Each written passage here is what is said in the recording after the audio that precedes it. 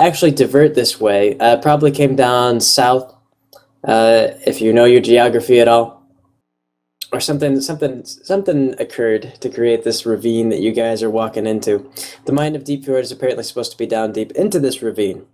As you're walking along, you can see all sorts of different trappings and signs of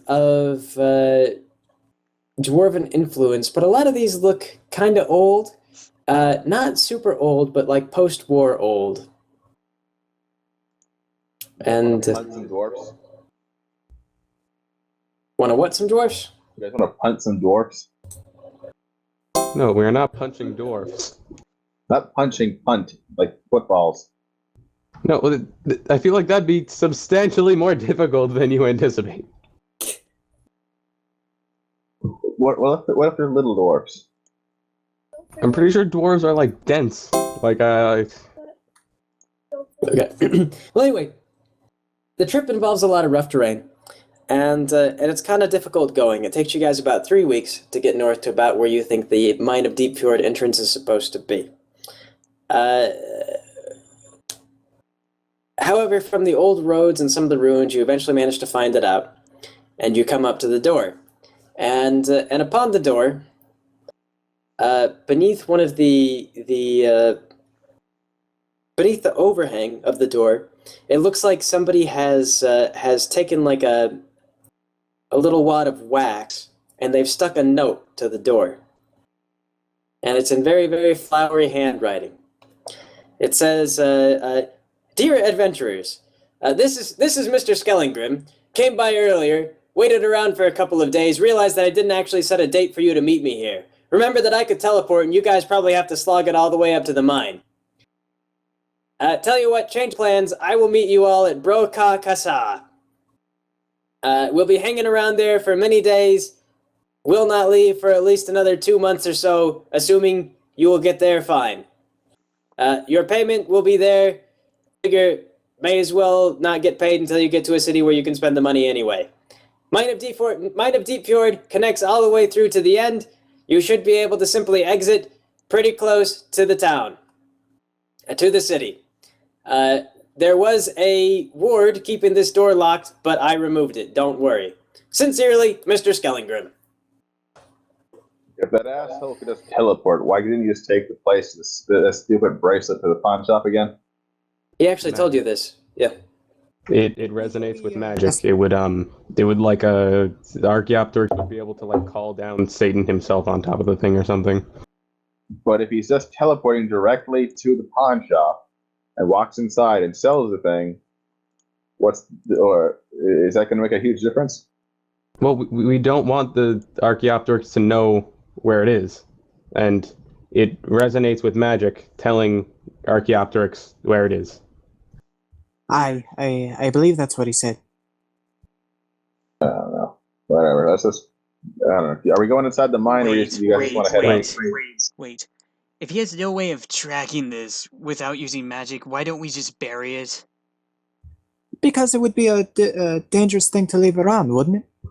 If no one can find it, I don't see a problem. Well, there's already been magic resonance. He's on our tail. Get rid of it, or maybe we're taking it to a particularly good hiding spot picked out by the wizard. I imagine he knows more about these things than I do. Why don't you just set a time each day that you could just teleport back here?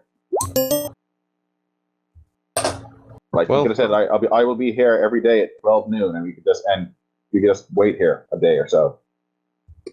Well, he doesn't seem like one for planning, considering he literally just wrote up a contract in 10 minutes after he found the thing.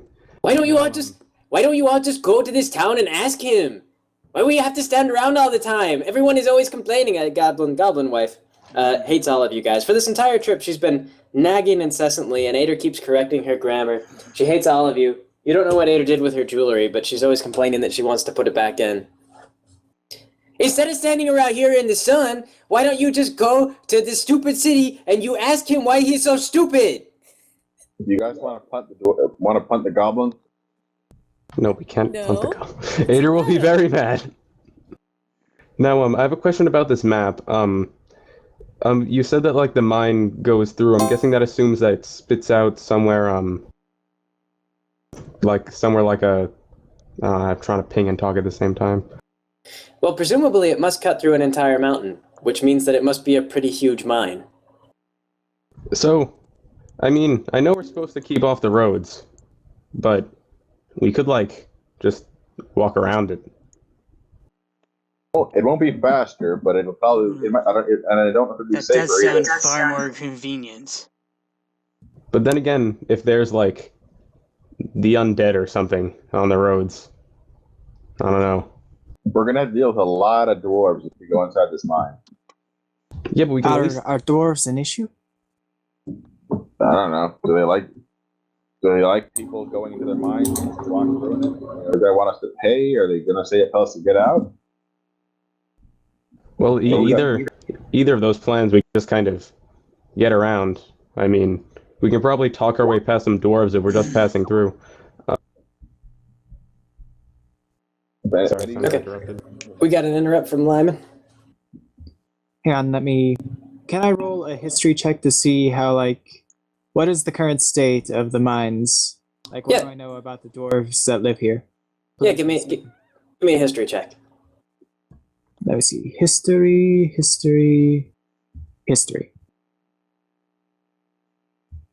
I said history, dang it. Roll 20 is being slow, I suppose. I still hear Character echoes. first, or do you have to do that for this kind of thing? Oh man. Fail. Well, these must be some. Given that you remember somewhere that dwarves really like things that are old. They like old artifacts, and given how old and run down some of this stuff is, these must be some pretty serious dwarves. I actually use the second one because I am allowed to reroll crit fails, but that's not much better. The 5 instead of the 4. Yeah, still about that same amount of knowledge as. Oh man. Yeah, dwarves love artifacts. There's probably a lot of artifacts around here, so these must be some real hardcore dwarves. Alright, I'm not sure if Lyman is confident enough in that information to relay it to the rest of the people. Well, we have a vote, so Rummel. Does this place look lived in, or is it abandoned? It looks kind of run down, at least on the outside. And the fact that, Could I well, also do a history and see why it might have been abandoned? yeah, see if you can recall some things about this place. 13.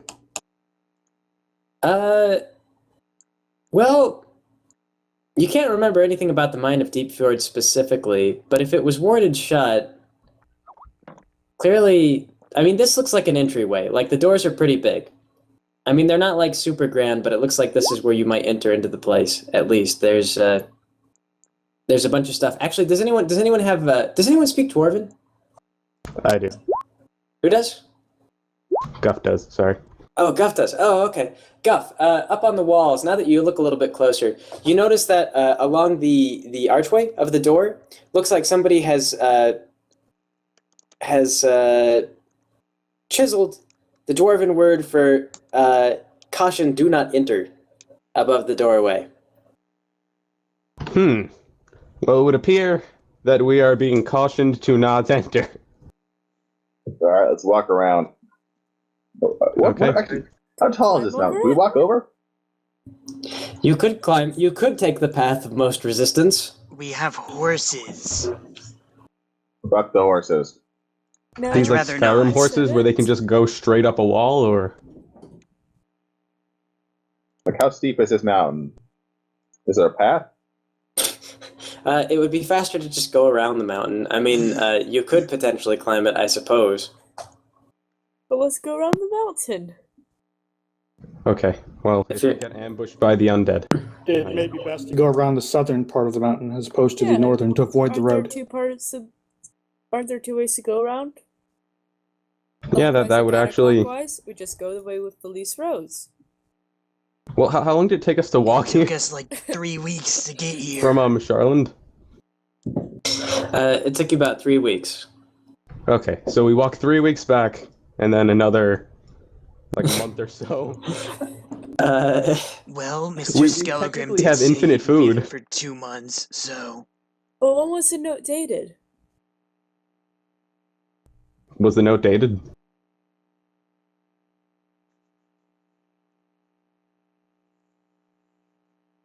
Greg? Was the note dated? No, it was not. Oh crap. Maybe he's Okay. already left. Well, should I set up a second straw poll with 3 options then, or Let's just go. we're walking around the bottom, right? I believe so. Okay. Well, that's what we do. We walk around the bottom. What if we split the group? We have half go the one way and half go the other. Maybe just in case the guy isn't there when the other half gets there. Well, how would they tell us? Well, if he isn't, if they get there and he's still there, they can make sure he stays there, and we'll just make sure they don't have the bracelet thing, so they don't have to worry about losing that. And the other group can just take the long way. I mean, hard for this, or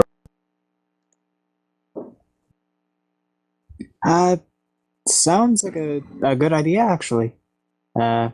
Shouldn't be too much of a problem if the one on the roads doesn't have the anklet. okay.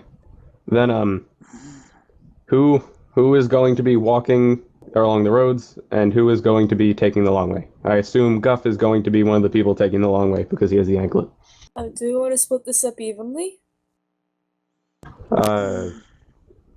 I guess that would be safe there? Question mark? I don't know. How safe are the roads in this area? Well, looking at that kind of map, this would be a great place to ambush. Yeah, it's tough to say. There are roads, and the dwarves do. This is kind of dwarven territory. But unless any of you guys are familiar with this area, Well, if possible, we should have one dwarvish speaker for each group. Okay, can anyone else speak Dwarvish? I can speak any language. Okay, he can speak any language. So we should have at least one person that can communicate in Dwarvish in both groups.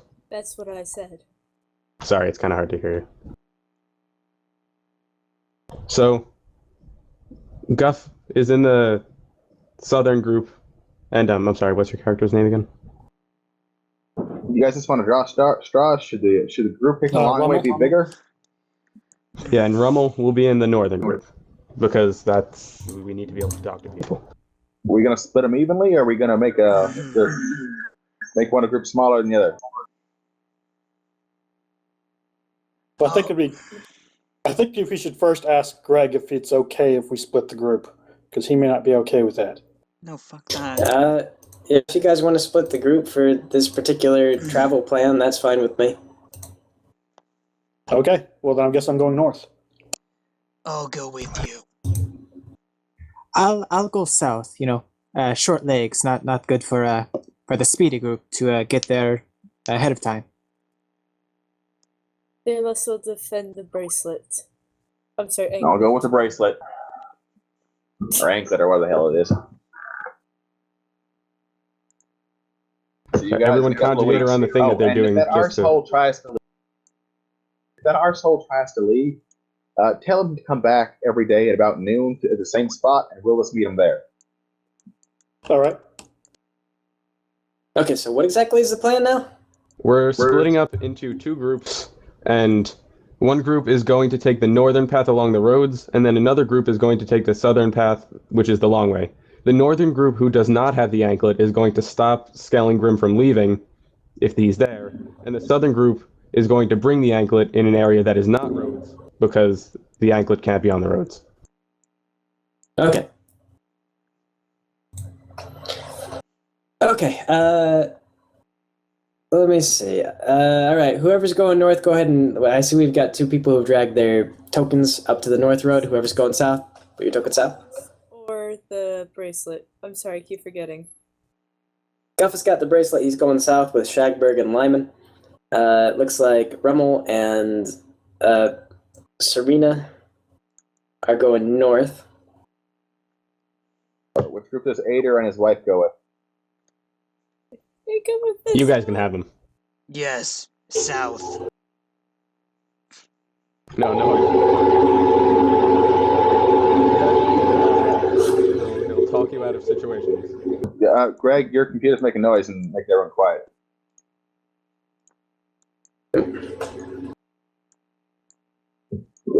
Whatever you guys have said, I didn't catch that. I said, send Ader north. They could use his musical talent and silver tongue on their adventures. I guess it makes sense for one musician in each group. It's a little bit of entertainment. Play the banjo, anyway. All right. Okay, so I think this is the plan. I think anyone else is not here. Okay, who is Lindsay with? I'm with the bracelet group, I think. Okay, so it's just Rummel and Serena going north? I think that would be a good idea, just the two of us. Because I have the invisibility spell. I think Akra might be coming with us too. Okay, Akra's in tow with you guys as well. She's with Mom. Fair enough. Okay, so you guys headed north. Did you have any very specific plans for your trip? We're not going to walk directly on the road, but kind of on the side a bit. Being real cautious.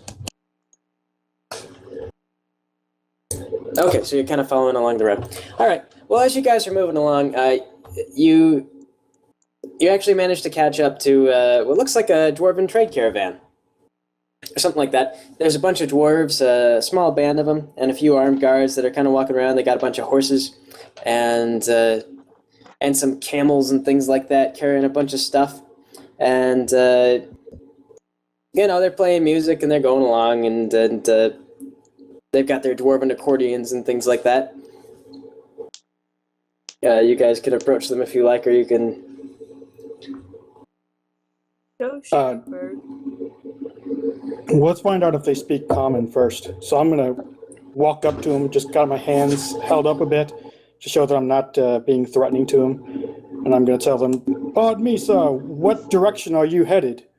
Some of them wave. One of them does approach you, and he goes, "Hello, what can I do for you? What direction are we headed? We're going up north to the mine of didn't name this one. North to the mine of Northmine. We're going to Northman Mine. We're going to Northman Mine, of course, to sell. We've got a fine selection of children's toys and instruments to sell. How can I help you, gentlemen?" We're headed towards Brokashan, and we're kind of wondering if these roads are safe to travel or not. Safe? Not entirely. You get a lot of raiding parties from the dragons, the disaffected ones. They live in the bad parts of town. You know how it is. No, I don't know exactly how it is. What areas of the road should we be cautious most around? Getting towards Brokashan. Probably most of them. I mean, they just come out here. Just a bunch of gangsters is what they are.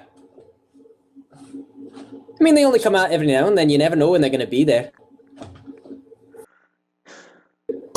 Are these roads traveled often, or are there only a few people? You give the dwarf a glare. He gives a glare right back. Gangsters.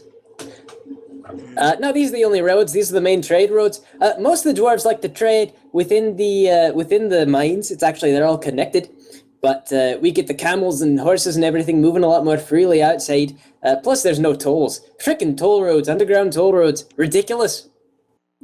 Charging an arm and a leg. I'm telling you, this is going to be my secret way to get ahead. All right, Greg, which of these two mines is the one he's heading to? The one to the left or the right? To the right. To the right? Okay. Yeah.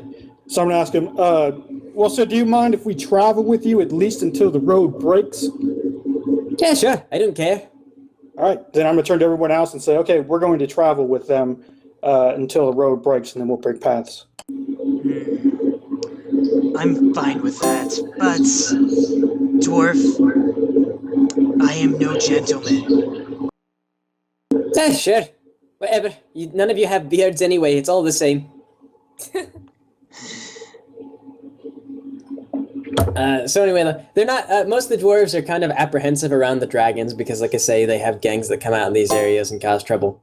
But they seem pretty friendly towards you, Rummel. They let you sit up on the carts and stuff like that when you get tired, but for the most part, they walk alongside the thing. As you guys are going along, roll perception.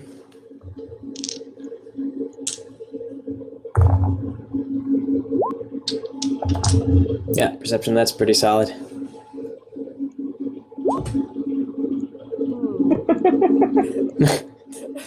Serena, you're just glaring daggers at the dwarves, you're not, Ooh, no. Nice. Yeah. bravo. Okay, so Rummel and Akra, from a fair distance away, you're just staying vigilant, and you see what for a split second looks like a bird, but the flight pattern's all wrong, and it sinks in right away. It's a wyvern. And so the wyvern is flying high overhead, and it's sweeping right along down the road. Okay, so it's on the road now? It looks like it's over the road. It's flying over the road, and it's following the road path. All right, so I'm going to tap one of the dwarves that's next to me, and I'm going to point at wherever it is. Oh, good lord! He goes and he rummages through his stuff, and he pulls out a set of binoculars, and he looks up into the sky. He's just like, oh, yep, there's another one of them. Is this something we should be worried about, sir? Well, they've been flying overhead for the past couple I don't know, about a month or two now. I don't know what they're doing, but we've been seeing these wyverns quite a lot lately. They haven't been coming down, though. So what are these? Some kind of birds or something? No, wyverns? Nah, they're like giant armless dragons. Oh, I see. Do they often attack? Well, I hear that they feast on the flesh of the innocent, if that's what you mean. Oh, so that sort. Yeah, undead bastards, have a look. He hands you the binoculars. All right, so I'm going to take the binoculars and look at it. Okay, they're not really good binoculars, but you can see from far away. The thing's body is somewhat in tatters. How it stays airborne, you're not exactly sure because it's got holes all over the all over it. You can see exposed rib cage and things like that. So it's a giant flying undead wyvern. I'm going to ask him. These things don't flock, do they? Are there more than one? Flock? I don't know. I'm not a wyvern expert. That's unfortunate. Then can we move along a little faster then? We're moving as fast as we can. Like I say, they don't seem to come down very often. At least I've never seen one come down. Okay, I'm just keep an eye on it. If anybody else wants to do anything at this point. I'm good. Okay, good. We're just going to move along. Okay, you guys eventually get to the fork in the road where the dwarves head north, up to the town of Northman, up to the mine of Northman, and you guys split off.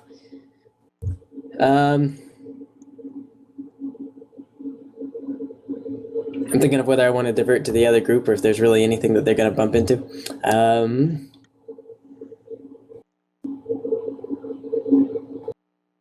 Yeah, I don't think so. But anyway, though, you guys are headed along the path, and roll perception. Wait, which group? Yes. That'll be I 17. forget the characters who Our road group, our northern road group. I re-roll on ones, so that'll be a 17. Okay.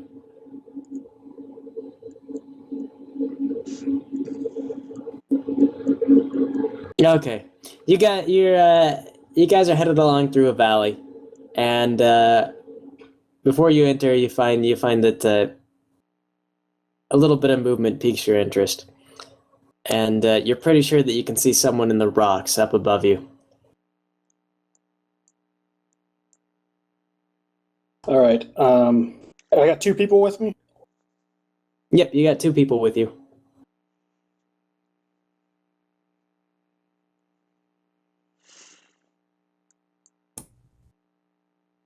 Okay, I'm going to go ahead and cast invisibility on myself. Okay. Are you gonna duck off in case they're watching your position, or? I'm going to head up ahead a little bit. I'm going to tell the others to kind of like hold back a sec. I'm going to cast invisibility on myself, and I'm going to go take a look and see what I can see. Okay, so you're just gonna continue walking forward down the path and then cast invisibility on yourself? Yes. Okay. What are the specifics for invisibility in D&D? Like, what does it do? Just makes you can't be seen by sight? Yeah. Okay. Anything weird, like you can see a shadow? Shouldn't be anything like that. Nope. Okay, so you just kind of move forward and you make yourself invisible? Are you wanting... Yeah, I'm going to see if I can peek around, and I'm going to look for wherever that movement came from. Okay. Yeah, you can see somewhere up above the rocks. As you get a little bit closer, you can see that there's a dragon up there. They look like they're wearing leather armor, got some scars, nasty tattoos. They're kind of he's kind of a ways up, but he's got like he's got a crossbow. He's just kind of hanging up there. He looks like he's nervous. Whatever the case. How many? 1 or 2, or how many? You just see one up here, up where you spotted. And he's by himself? Yeah, he's by himself. Okay, how far am I away from the other 2? The other 2 party members? It took a little bit of climbing, but you're probably about like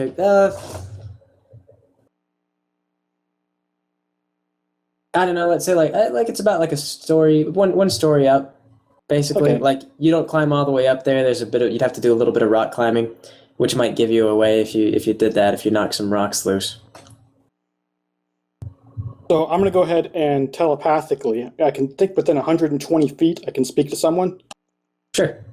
So can I speak to Griff? Yeah. Okay, I'm going to say, Serena. I'm going to say, I've got a fella up here. He's got a crossbow, and he's hiding behind a rock. What do you think we should do? Does he look hostile? Well, he has a crossbow, and he's hiding behind a rock, so I imagine he's planning an ambush of some sort. And there's only one. From what I can see, there's only one. I don't know. There could be more of them.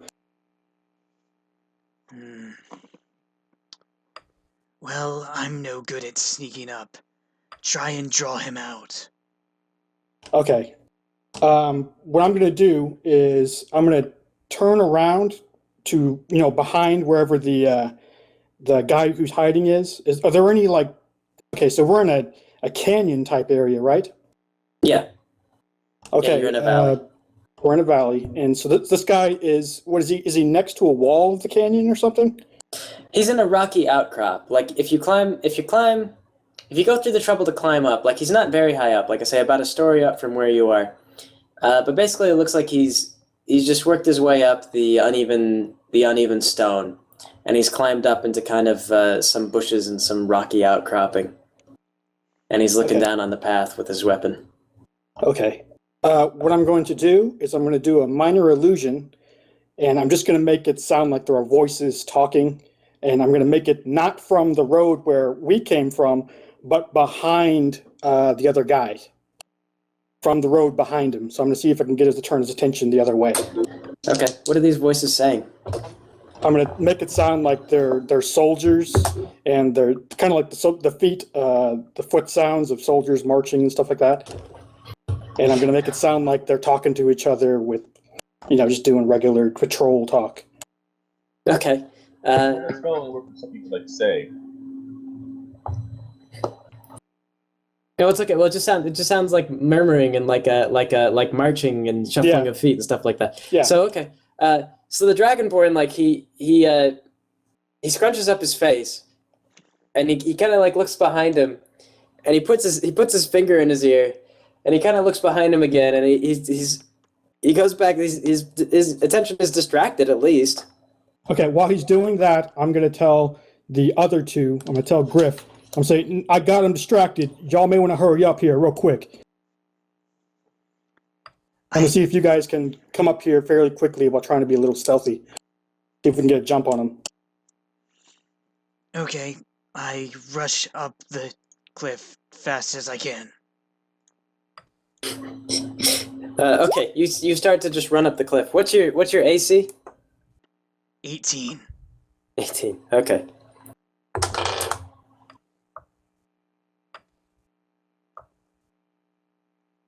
Okay. He turns around and he sees this. He sees Serena running up the mountain after him. And he goes, "Oh!" And he fires off his crossbow at her. Zips right over your shoulder. You're gonna have to slow down to climb up this wall. Okay. That's what you want to do. Okay. Go ahead and roll initiative.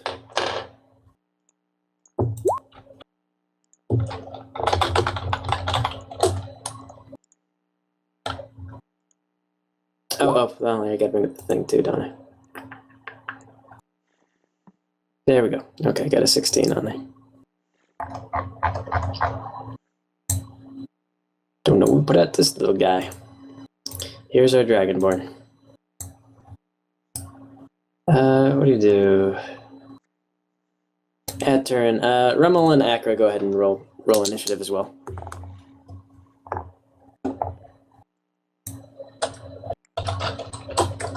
I think the 9 was his initiative.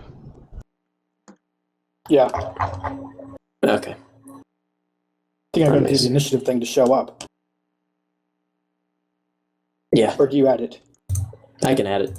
I can do it manually. Okay. Don't have a token.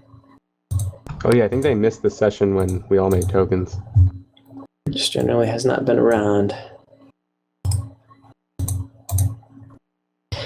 Oop. Okay, let me see if I can find the token then.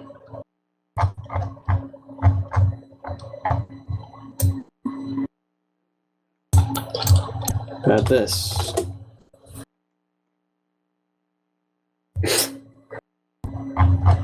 Child, I saw a baby. Okay.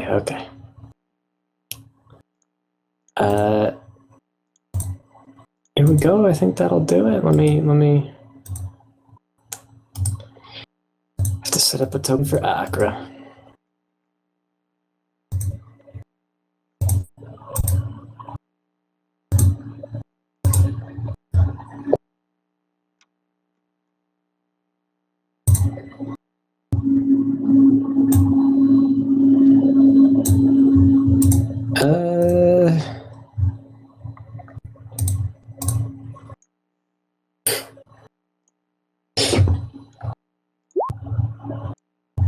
Okay, you can change this at your leisure.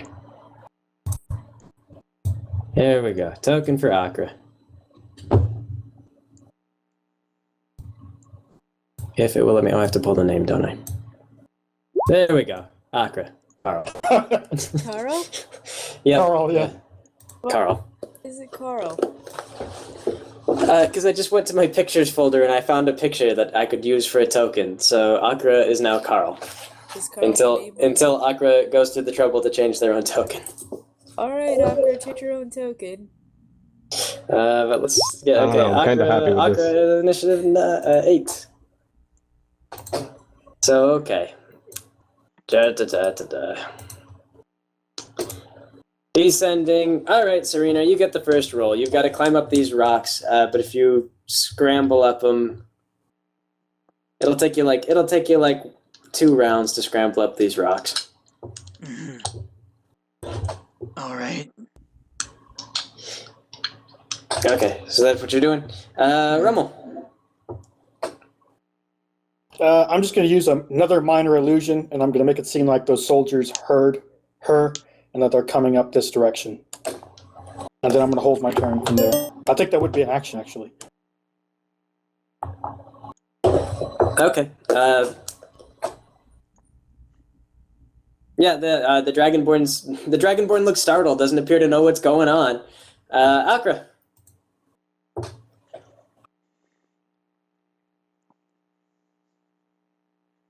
Is Akra in the chat?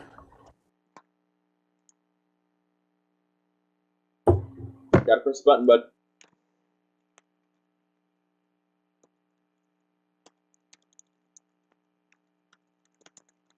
Wait, Aqua's Soren, isn't he? Yeah, that's right. I don't think they're in the chat. Akra refuses. Okay, the Dragonborn just starts reloading his crossbow, looking nervously. Serena, you get up to the top of this rocky outcropping. Rommel. I'm going to hold my turn. Okay, turn held. Akra combs horses. The Dragonborn points his crossbow at you, and he goes, freeze! Serena draws her axe and prepares to use Divine Smite on the Dragonborn. Okay, so the Dragonborn's alright. Good. Are you frozen? Serena wields her battle axe over her head. Oh, is that how it's gonna be, is it? Okay, Roll so the the Dragonborn throws down his crossbow and he pulls out a greatsword, and then he raises his greatsword up over his head. Then he thinks about it and he lowers it back down in front of himself. He goes, What are you doing, lady? What are you doing? What am I doing? I asked you. I'm walking down this path. What are you doing? It's none of your business what I'm doing. You're not a trade caravan. What are you doing along this road? I told you, I'm walking. Now why are you hiding on the side of the road? No reason. No big deal. Why don't you go back down on the road and keep on walking? Greg, I'm going to look out around the road and see if he has any help, if anybody else has any other movement. I'm looking for any other movement. Give me perception.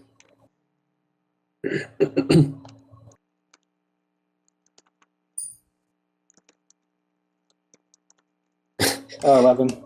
Nope, looks like this guy's solo. All right, so I'm going to tell Serena mentally that this guy's alone. He's solo. Do whichever you feel like is appropriate in this circumstances. I'm taking a leak, is what I'm doing. Can a guy get some privacy? No. No. You What the heard hell me. kind of answer is that? It's my kind of answer. Yeah, well, if you want to fight, you got it. Bring it. You bring it. Serena swings her axe at him. Okay, give me an attack roll. Yes. Weapon.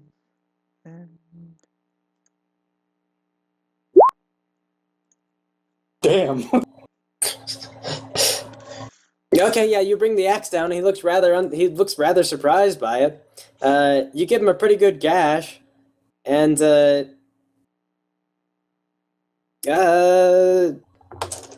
even or odd? Even. Okay, yeah, he falls over backwards and looks a little stunned, and just goes, "What the hell? Oh, ow, ow! What the hell, lady? Are you insane? You said to bring it. Guy taking a leak up here. Well, I'm gonna tell the guard, the town guard. I'm gonna go tell the guard. Are you gonna get it? You shot your crossbow at me. You really What? think I'm gonna let you get the guard? Well, you were running up here to look at my penis! Ah, got you there! Are your pants even down? They are not down. Well, I just finished. You were lucky. You startled me. Startled you Okay. enough to shoot me with your crossbow? Yeah, God, woman. Okay, I'm gonna step in now. Okay, I've watched enough of this. Okay, so I'm gonna go ahead and speak telepathically to him again. I don't want him to know exactly where I am because I'm still invisible. Okay. But I'm gonna tell him, now, sir, what exactly were you doing watching us? What are you doing out here? Is it obvious that you're using tele? Does he just hear a voice in his head? He just hears a voice in his head. Okay. You have a wizard with you, I guess. What is the deal? Can we all just come out and we can all just be friends? Friends bleeding to death in the frickin' mountains? No, I don't believe we will be friends. Now, what precisely are you doing out here? I just told you, taking a leak. No, besides taking a leak, sir, it seems to me like you are some kind of ruffian. Ruffian? I resent that. How dare you? You know, Okay, I don't come out to the mountains to be backsassed about my appearance. Greg, this guy might have a bounty on his head, because I do bounty hunting. So do I do some kind of check to see if I know if this person's worth anything? You can, but Dragonborn culture is a little bit more obscure. They were neutral in the war. Okay, forget the guy. I'm just curious if the town will pay something for him. Give me like if he's like a troublemaker, then yeah, they might. It seems to me like he's robbing caravans.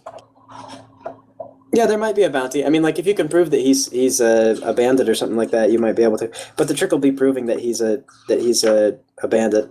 Okay, what skill would I roll? There's such thing as insight. Yeah, Roll good skill? insight. Yeah, go ahead and roll insight. 19. 19. The real tough thing is if this guy's just like a low-level mook, not really well known by the local guard, you won't be able to fetch much of anything for him. Most of the money, as far as dealing with mountain bandits and stuff like this, comes from acting as guards and things like that. Because these guys cause trouble, but they're a dime a dozen. The ones that they offer bounties for are the ones that get a bit of a reputation, usually the leaders. Okay, so I'm going to go ahead and speak to Serena now. And I'm going to say, I believe we have him quite frightened of us. Let's go ahead and shake him down. Take whatever we can from him. All right. Tell him, go ahead and find out if he has any money or anything of value on him. And if he doesn't want to give it to you, then just go ahead and do what you must do.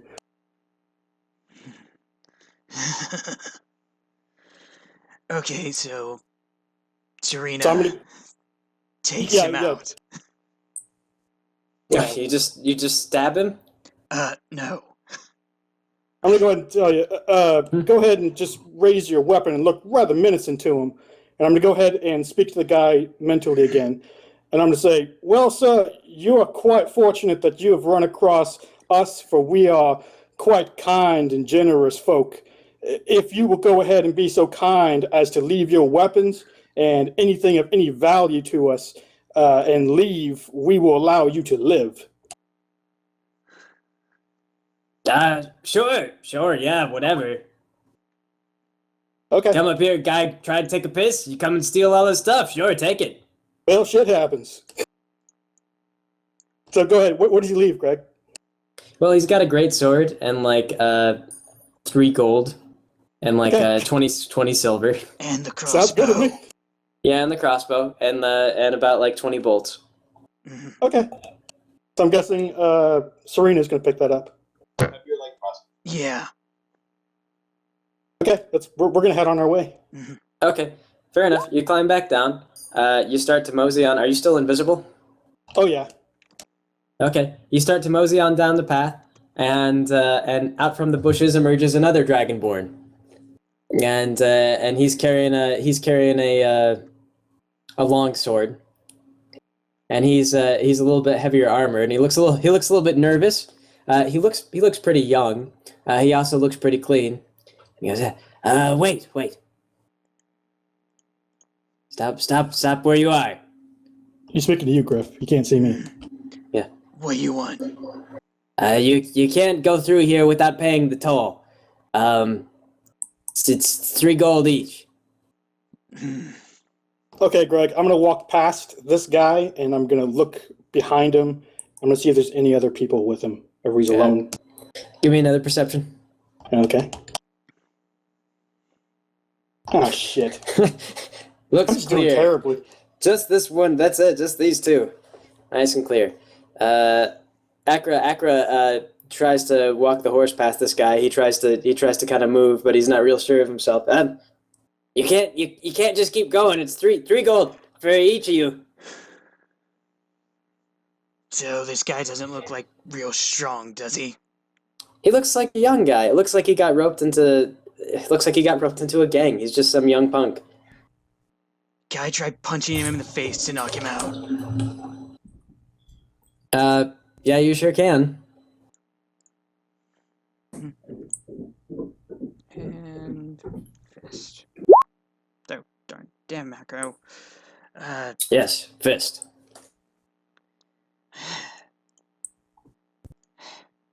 Seems to have the macro messed up. Damage. I cast fists. The entire mountain explodes in front of you. Okay. There we go. Okay. Yeah, you wind up for a punch, and the guy reflexively throws up his arms in front of him, and it bounces off of his arms, and so he points his long sword at you, and he goes, don't make me use this, just pay the 3 gold, come on. The 6 gold for the 2 of you. I say spank him. Like, literally. Well, you see, I don't respect people who aren't stronger than me. So, if you can beat me, I'll pay. Yeah, well, you're not talking just to me. You're talking to the Ironclaw gang. Okay, The whole gang. So I'm going to speak to Serena mentally again. I'm going to say, this boy's shaking in his boots. Just give him a good wallop. You don't even got to do that. Just intimidate him. Give him a good push and send him home. Okay. Then, Serena shoves him out of the way. Just give him a good shove. Yes, athletics. You got to intimidate him. Okay. 16. Yeah, you shove him. He falls down on his butt. He picks himself back up, and he looks around up into the cliffs, and so he pulls. He readies the sword again, and he takes a swing at you.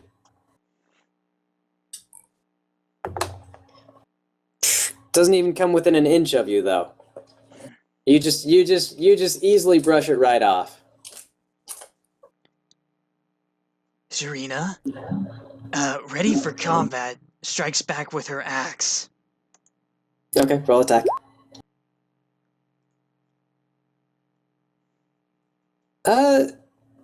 Looks like he's not totally incompetent. He manages to parry that. He gets the sword up and he tips it aside.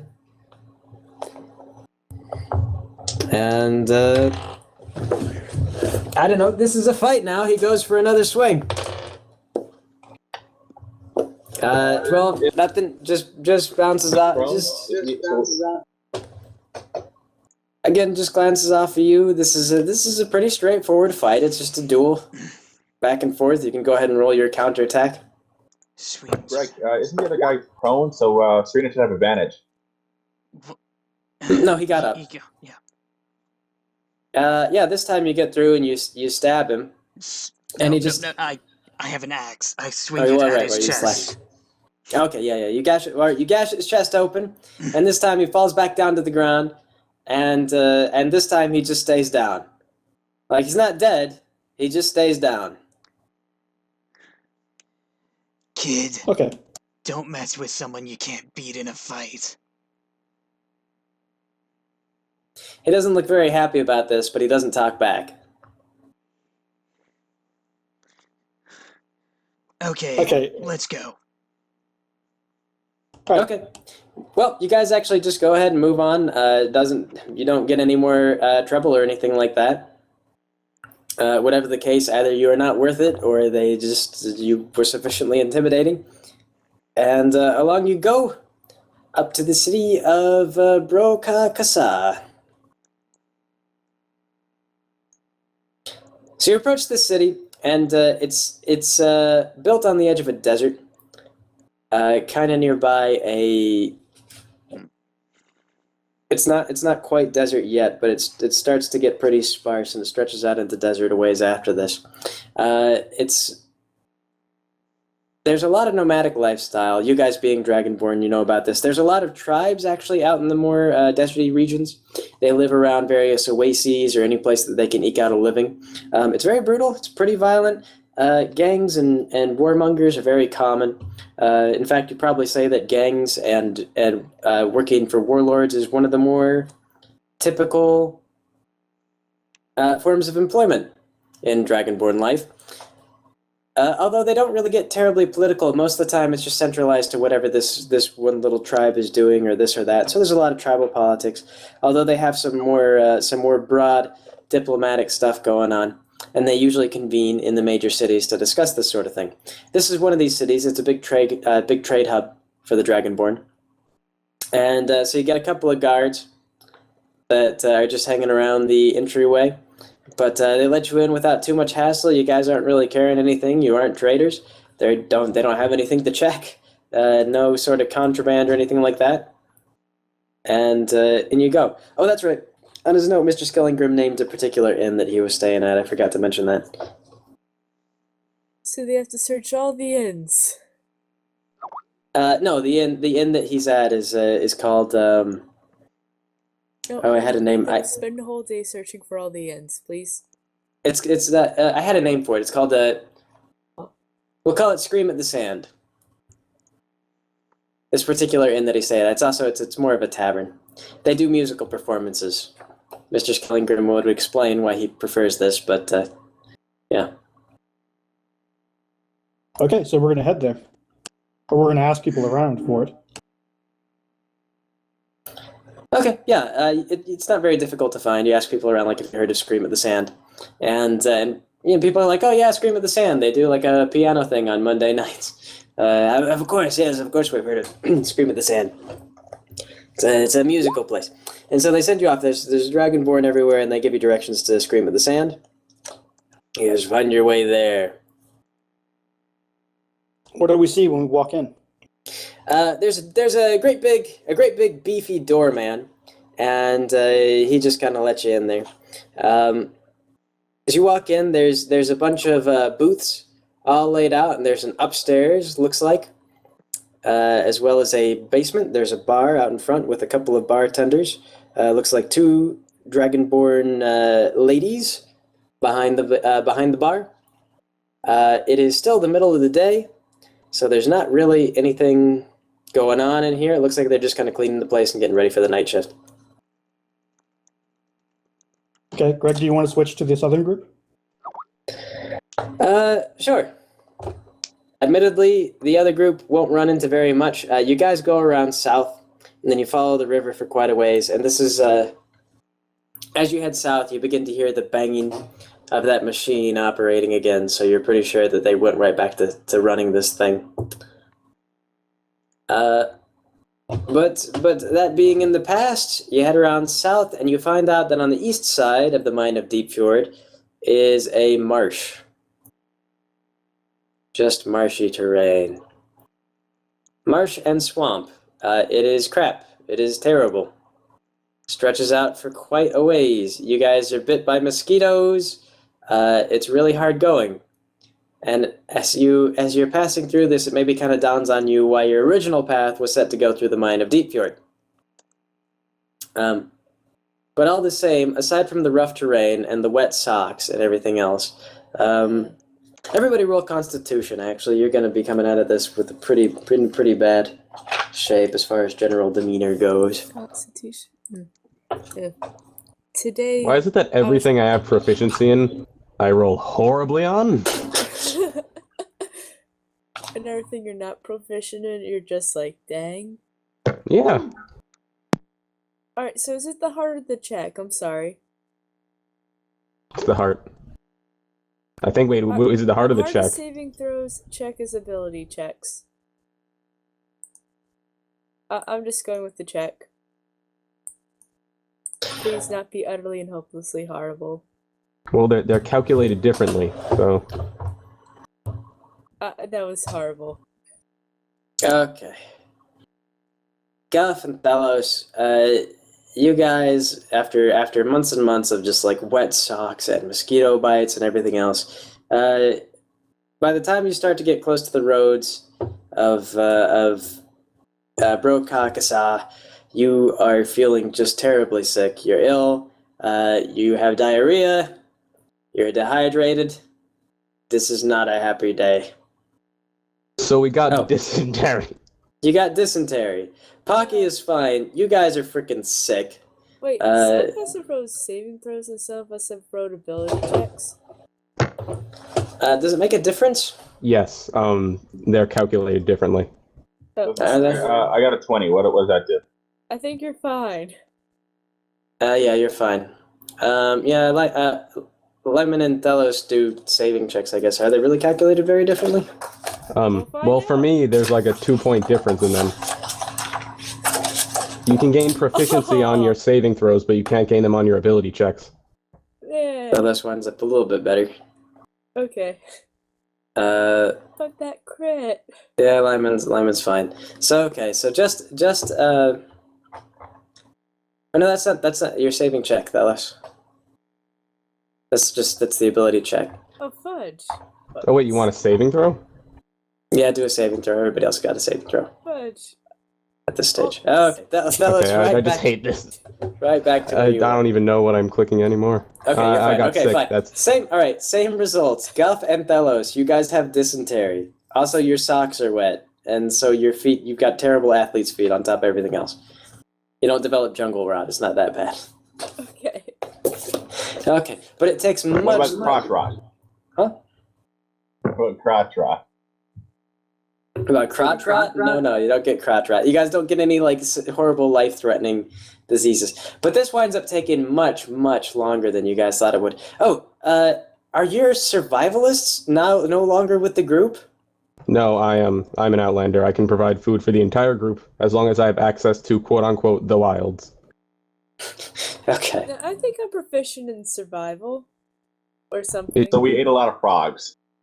Yeah. You got a lot of frogs. You ate a lot of grub worms. Guys, this is the worst leg of the trip so far.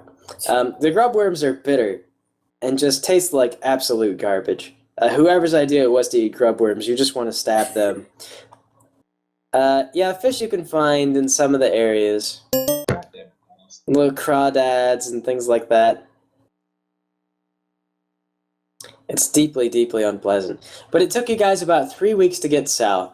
Another week or so to get around the bottom portion of the mine of Deepfjord. And then it takes you about, 6 weeks to get north through Brokakasa. And by the time you arrive, Thelos and Guff are both very sick and are needing a lot of help. A lot of the extra time is spent looking after Guff and Thelos. Who are Stupid fucking idea. I'm sorry. We were told to stay off the roads. The mine said not to go in. I don't really know what you guys want at this point. Okay, so on that note, our northern group has actually been in the city for a while. You do meet Mr. Skellingrim that same night. That same night that you arrive. I mean, it only takes you. It takes you guys a couple of weeks. You get there in about 2.5 weeks following the roads. The other group takes like a month and a half. So you guys have a month of just sticking around in this city waiting for the southern group to catch up. Okay. During that time, I'm gonna see if I can get some kind of work going, like maybe do something to make some money.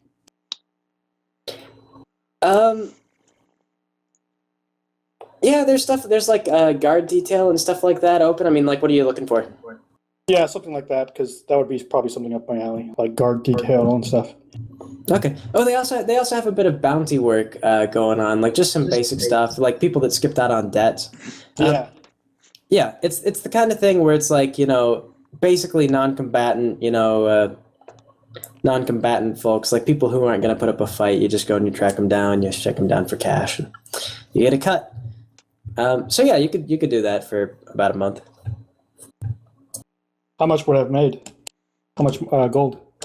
How much gold? Let's say you made like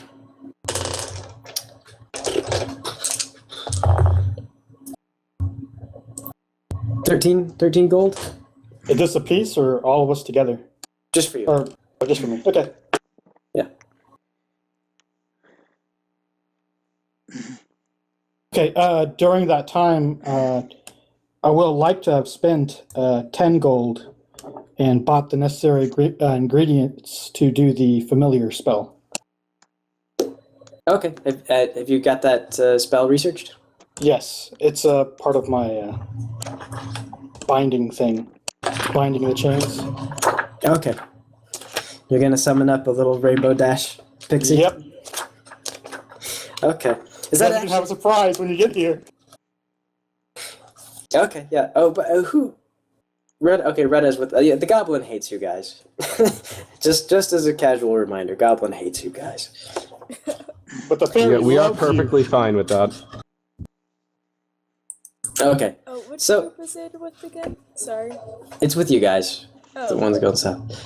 So yeah. Serena. Are there any kind of fighting rings or something around town? Oh yeah. There's pit fights. I mean, like they're not legal, but there are pit fights. Serena will have been in those. Many of Okay. those. Okay. Dragonborn proved to be a little bit more vicious than the run-of-the-mill races, but you pull in about 11 gold. All right. Yep. The gambling stuff is it's fairly lucrative a lot of the time. Is there any important conversation we would have had with Mr. Skellingrad? Or is he just waiting for us all to get together? I mean, nothing terribly important unless you want to have an important conversation with him. No. I mean, like I'll do it with the whole group present later. Yeah, that's a good idea. Delos, once they get better, is going to go search for information on Count Kilar. Wait, are we in town now? Okay. Yeah, assuming that nobody else has anything to do in the month that they're waiting. Oh no, wait, I'm sorry, wrong. No, we're not in town yet, are we? Are both groups in town? We are now. Okay. Acro's picking pockets. You pull in about 2 gold. Pocket picking.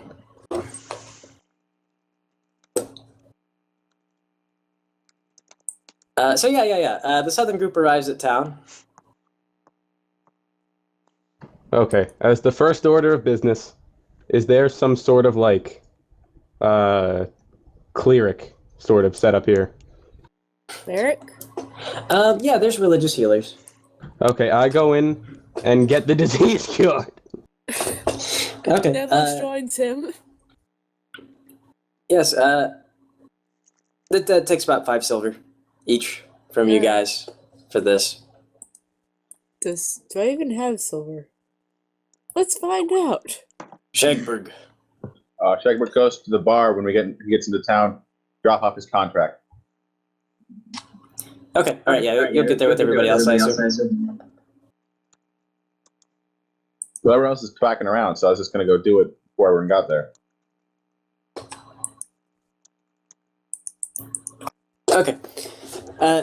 No, not everybody else is fucking around. I mean, like, they just drop off at the hospital, basically, and get themselves magically healed of dysentery. The sentry? Yeah, they caught dysentery. And so I assume the group all packs up and they go to meet at the bar, and the party reunites. So Mr. Skellingrim, he seems to like to be there at nights. He just hangs out, and he orders alcohol, but he doesn't appear to drink it. He just holds it and tips the waitresses as they come around. They ask him, like, would you like another drink? And he goes, no, and he tips them. And he listens to the music. And he does this, like, all night. You never see him go to bed. And then he kind of vanishes during the day, and he comes back at night.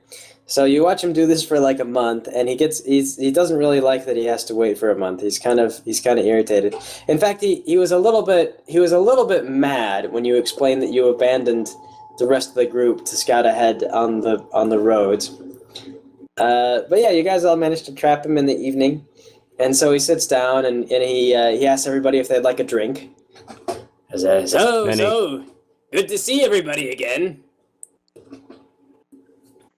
I mean, you brought you still got the thing, right?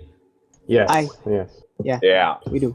All right, well, that's good. That's good. I understand you'd skip the mine of Deepfjord. Yeah. It said not to go in. Well, We could read. it said not to go in, but all right, fine. It would have been a lot faster, but okay. Frank hands in the contract. Oh, good. All right, well, that reminds me. You guys are owed a certain sum for all your trouble. Good news is, we're almost on the last leg of this thing. All we gotta do is travel across the desert off to Iekeshish, and from there, we'll go ahead and we'll rent a dragon. Now, don't call it renting a dragon, though, by the way. They consider that blasphemy. We will beseech a dragon to assist us with the last leg of our journey. Rent a dragon. Sort of. They don't consider it renting exactly. What we do is we provide them with a magical artifact, and upon doing so, they'll give us a ride. I think. I'm pretty sure I can negotiate this. And it's fair to assume by when you say we, you mean us, not you. No, I'll be there. But you will not be traveling with us. Well, I mean, I've got to go and do wizard things from time to time, but I'll be keeping tabs on you guys. Give me my money. I need a drink. Yeah, sure. It's upstairs in your rooms. So how have things been? Those ones almost Sloppy. died. Fairly humid. Yeah, no, I bet. You guys went through the marshes. It's pretty rough. Well, I had a good time. Hey, I got a You know question what? You about could this have told dragon. us that that was that dangerous. well, I don't know. It's fine. You guys are all here in one piece. This is neutral territory. Like I say, basically, we're on the last stretch of what we need to do. Well, you know, I got a question for you. You can just teleport to places willy-nilly, right? Yeah, I can do that. So why didn't you just pick a time and put that on the note and just teleport back there each day at that time? I don't know. You ask too many questions. Just leave it be. I'm a wizard, man. You didn't think of it, did you? Secret wizard reasons. Just, why didn't you go through the mines? Because we didn't want to die. Because they said not to go in them. Who said not to go in the mines? The The door. dwarven writing above the mines said, "Do not go in the mines." Did they say that? Yes. Yes. Oh, no kidding. Maybe it was like a construction area or something. It seemed more like a "we might have died" area. Well, whatever the case, like I say, you're here now. So, okay, you guys have money upstairs waiting for you. Let's say each of you get about, take another 25 gold. Yay! Yep, everybody That's gets. all? Yeah, everybody gets 25 gold. You'll get the rest later on. That's a fair amount of money. It's better than nothing. I mean, you're a quarter way of getting poisoned. Like that's like half a horse. This is like buying I mean, like, seriously, dude, that's like half a car. That's like A if you gave you. spyglass cost 1,000 gold. Yeah, but correct. I don't. Yeah. While we were talking to Stellingrad, I want my fairy, she's a sprite. I want her to just kind of put her little hand on his shoulder, and I want her to do the detect heart spell that she can use. And if the person is a fiend or a celestial or I think a fae, they automatically fail. But it tells you the general like mood of someone, if they're good or evil or something. You have to look at the monster manual and just look at sprite. Detect heart. Like detect heart or something. It might be named something different. Okay, so this is a very specific thing. Got like detect thoughts. Second level spell. How high of a level creature are you allowed to take as a It's just a sprite. It's a sprite. I know, but how high of a level creature are you allowed to take? I don't think it says. Let me check. You guys have rushed ahead a little bit, so I need to think about what I need to do. Expect nothing to go to plan at this point.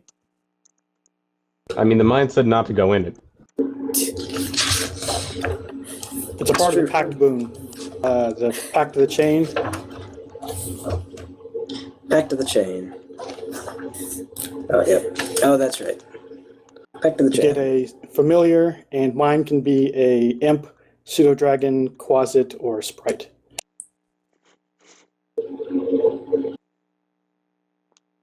And then the sprite has the ability called Heart Sight. And it says the sprite touches a creature and magically knows the creature's current emotional state. If it fails a DC 10 charisma saving throw, the sprite knows the creature's alignment. And it says that if they're a celestial or fiend or undead, they automatically fail. Oh, okay. If it's a celestial, fiend, or undead, they automatically fail. And then it can just detect their emotions? It can detect their alignment. So you can find out if they're good, evil, neutral. I'm trying to find out if Skellingrad is good or evil or neutral. Okay, so you ask this, so you have this little sprite, it's trying to it's like, yeah, okay. How are you organizing this then exactly? Like, you're just telling the sprite, like, Mr. Skellingrim, hold still. No, Well, we're just talking to him, and we're all kind of surrounding him. And she's just going to kind of like come up behind him a little bit and just put her hand on her shoulder. She's a little bitty sprite. Okay, right, with little buzzy bug wings. Yeah. And she's going to do heart sight.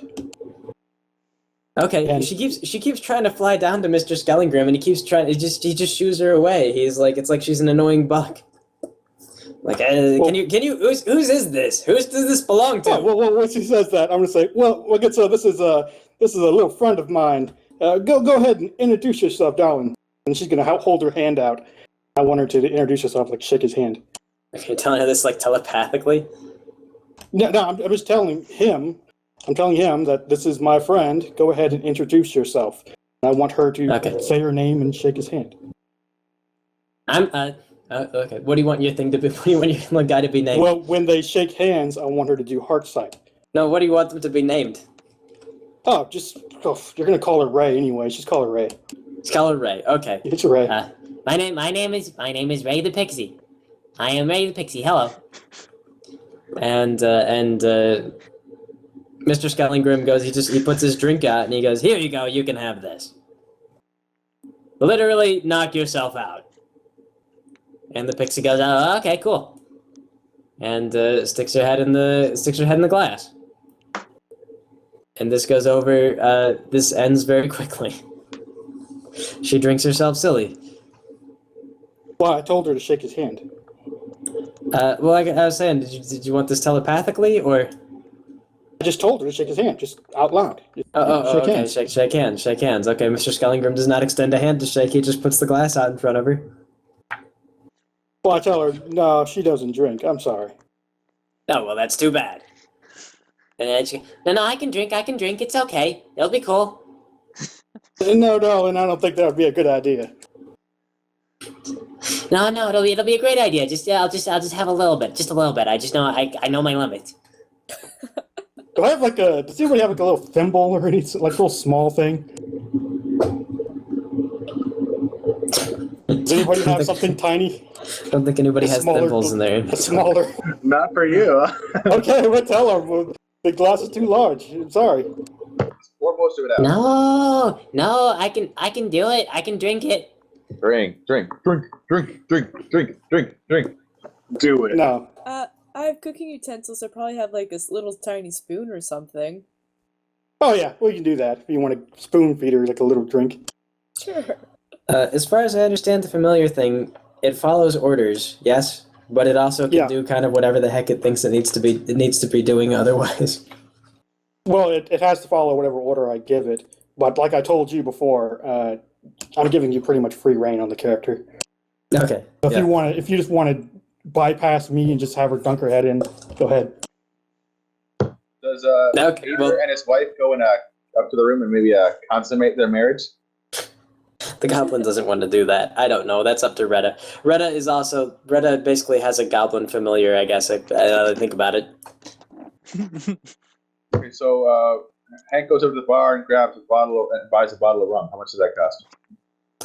That's like it's like a copper for a glass of rum. Yeah, for a glass of rum. For a full I bottle. a bottle. Oh, for a bottle? Like I make it like 7 2 copper silver. for a whole bottle. A 2 silver? Does it say in the book? That's what CF charges us. Why are you making it more expensive? Okay, well, fine. 5 silver. Or 5 copper. or whatever. 7 copper. Okay, 7 copper. Hey, barkeep, do you have any brown sugar? I can go check. What do you need it for? I'll show you afterwards. Are you gonna make Hank fries now? I Okay, am great. going to make dirty rum and cokes. Okay, yeah, she goes and she fetches some brown sugar. She brings it out for you. Frank drinks probably about a quarter of the bottle of rum, and then pours a bunch of brown sugar into the bottle. Oh, okay. It's called a dirty rum and coke. It tastes more or less like a rum and coke. You just don't get the kind of Pepsi or Coke taste to it. It's good. Don't like the rum we're selling, huh? And it's a bit. Honestly, I think it's gonna it's gonna rot my guts out. Hey, you know I could buy a heavy crossbow and some bolts? Yeah, I know a place you could do that. Where? They give you a location of a shop. All right, thanks. Yep, you can just buy stuff if you want. If you can find tables in the book, or if you just want to know. I want to buy a heavy crossbow and 50 bolts. Hey, Hank, Yeah. you looking for a heavy crossbow? Yeah. I found one when we took the road. It's got 10 We bolts. You found want one. it? Yeah, I'd love that. Okay. Yeah. Here you go. It's got 10 bolts with it. I'll probably go pick up a few more just to be safe. You want to come along just to see if there's anything you want? No, I think I'll get a drink. All right. Well, have a good one. So can Serena order the strongest drink they got? Yeah, sure. That'll be like 2 copper. Okay. That's that Scoogalooga stuff or whatever you want to call it. The stuff that will Is tip Ray you on drunk your ass. now? Yes, Ray will get drunk. If you allow Ray to get drunk, she will get herself drunk. Go ahead, knock yourself out. Okay, so yeah, how she much, drinks until she passes out. She has no restraint. How much are 40 bolts? For 40 bolts. And what, like a silver and the same for a bolt case or whatever? You can't buy 40 bolts, you have to buy 40,000. 40,000 bolts. Hey, Red, you want to come along to the armory or whatever you want to call it? Not the armory, the blacksmith. Sure. Seems a touch extreme. Are there anything like Wanda or shrooms or something that you can buy? What is it you're looking for? Like drugs, pretty much, like marijuana. Does any of that exist? You can probably find it. It's not legal, but yeah, you can drop some money on recreational drugs if you want to go and look for that. I mean, it's not hard to find. Pretty much. Yes. I mean, the bouncer knows where to find it. That's about as far as you have to go. All right, I'll do that. I'm trying to figure out crossbow bolts. It's 1 gold for 20 crossbow bolts. You have to buy 40,000. Okay, I'll get two bushels or whatever. And it's you. I don't need one of the stupid gold cases, do I? You're fine. They come.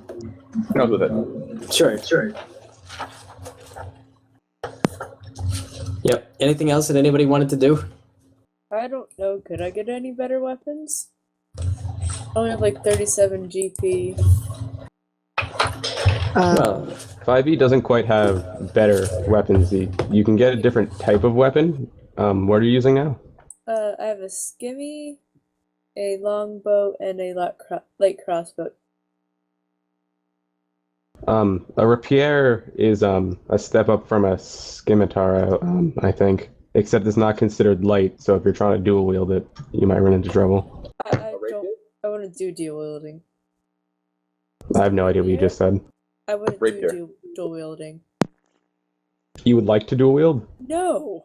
Okay then. I keep saying Then yeah, a yes. rapier would be a D8 compared to the D6. They're both finesse weapons. Alright. it's like 15 gold if you want to pick up a. Okay. Could I sell my skimmy? Sure. Yeah. It's worth. Oh, how much is a light crossbow whip? I'll sell that too. I don't read that anymore. Have you been using your dexterity for your scimitar? I have no idea. Okay. Oh, no, excuse me. A rapier is a finesse weapon, so that's 25 gold. Scimitar is you can sell that for like 10 gold. Alright, so just Just buy the rapier for 15 gold, like I said earlier. Exactly. 15 gold. why am I doing- I believe Lyman wanted to do something. Yeah, I was gonna ask.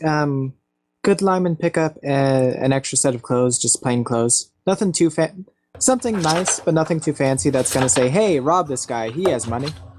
Absolutely. For just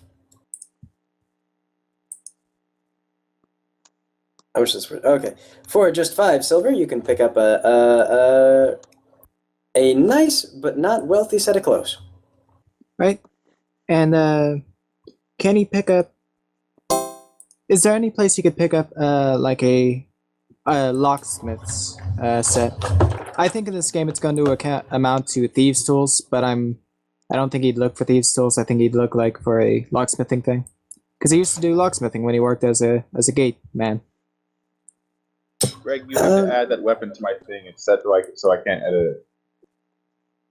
Yeah, it's giving me a red sign too, but I was still able to edit it. Whatever. I don't So you're know. not able to edit your own Just do it thing? after session. I can help with that. No. I can edit it, but there's still red circles, which can. Wait, maybe I can. I don't know. It's done. It's one. Greg, Yeah, how what much is this is later? the light crossbow worth? Light crossbow. I'm gonna say for Lyman. Let's just say 5 silver pieces. 5 silver pieces for a locksmith set. You want to sell your light crossbow? Sell it for 4 gold. No. Wait, this is an expensive. Let's see. I look at the martial range weapon. It's Okay. 1D, Sell it for 10 gold. it's 1d8 for Yeah, on heavy crossbow, right? 10 gold for your light crossbow. Yeah, but it's 1d8 for the attack dice on our heavy crossbow, right? Is it 1d10? The heavy crossbow? 2010. If you want that, that's 50 gold. Unless you're talking about the one that Serena's got. Serena gave me one. Serena gave me the heavy crossbow. Yeah, it's a D10. I'm not entirely familiar with the 5th edition, so what's like the best light armor that you can get that a druid might be able to get? You're a druid? Studded leather. We'll do it. Studded leather? Yeah, what's that? That is 45 gold, 12 plus dex modifier for your armor class. You could also get hide. Hide is medium armor, but if you have But it's only 10 less than gold. 2, Yeah, but your dex modifier is capped at +2. there's a hide. feat that'll bring it up to +3. But yeah. Well, can I wear hide armor as a druid? You can. Mhm. I think. I don't know what the Yeah, there's no deal is. metal in Yeah, it. it's not metal. But it's a medium armor efficiency, isn't it? Yeah. I think druids are only allowed to do light unless No, they unless they take no, a they feat. can do medium. Yeah, they have medium armor proficiency. As long as it's not made of metal. All right, I think I'll do that then. So it's 10 gold. What's the on that? And then I guess I'll sell my leather armor.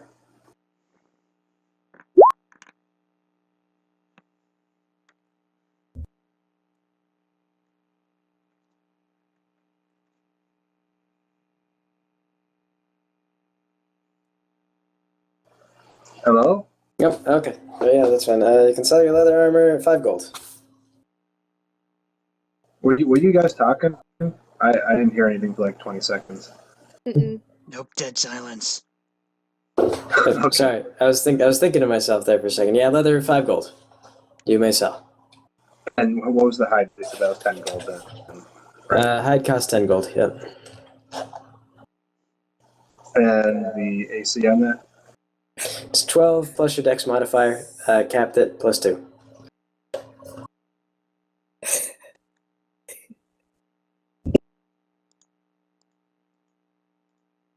I'm trying to set up my banjo thing as the club thing. How do I put in the dice for the melee weapon? How do you put in the It's meant to be like it's a 1d6 or 1d8. So it's basically a club. That's what it's classified as. It's got spikes on it and shit. But steel and reinforced. your mandolin? You're saying Banjo. that's a 1d4. It's the club thing. It's two-handed. Yeah, it's a 1d4. It's an improvised weapon. What you do is you just click on the little thing. Screw it then. If it's not, I wanted to do that. No, screw it. Screw it.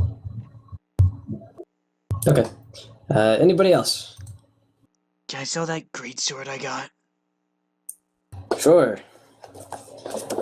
That is worth money.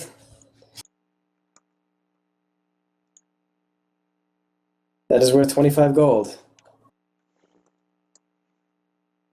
Sweet. And then one last thing is I'll just buy a dagger. I don't know how much that is. A dagger. That is 2 gold. It's 1d4 piercing. Finesse, light. Thank you. You can throw it if you want. It slices, it dices. Look at those tomatoes. You could cut a tin can with it, but you wouldn't want to. Actually, could I have Lyman pick up an additional dagger as well? Sure. Right, and you said 2 gold? Yep. Alright, thank you. You can cut the tomato without squishing it. I see was correct.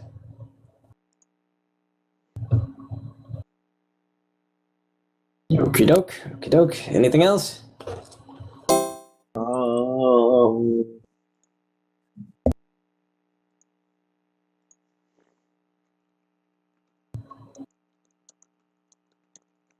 Anybody need food? Ammo for their crossbow or bows? Repairs on armor, upgraded armor. You're looking. Are you asking me? What I'm just armor is asking the group as a general. I mean, we're pretty set on food. Actually, wait. Does a desert count as the wilds for the Outlander perk? I'm gonna say no. No, there's not a lot you can hunt in the desert. Scorpions. You can eat Well, scorpions. In theory, we don't even need to do hunting. We just need to be in the wild and we accumulate food. We can technically get the bonus without leaving a camp. Okay, well, If you want us Yeah. to carry food, then I'll start carrying food. I'm just. If you want to just say that you hunt for food and it's all perishable food. Most of what you get from hunting, though, is the thing. So if you're looking for non-perishable food to take into the desert, that would probably be advised. Plus you can get water though. Okay, so how much would be whatever jerky and hardtack and water? For a couple of weeks, let's say for like 2 weeks. Let's make it 14 silver. Per person? Yeah.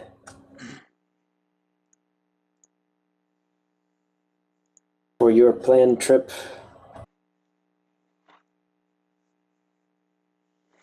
All right, guys, this will last us. What? 2 weeks? Do you guys want to maybe buy a little bit extra, so in case we get stranded or something? Yeah, may as well. Yes. 3 weeks. Sound good, everybody? Yeah. Alright. Sounds good. Greg? So what did I tell you? 14 for just one silver per day. Okay, so Per person. 20 silver. Sure, that'll get you 20 days. 2 gold pieces, whatever.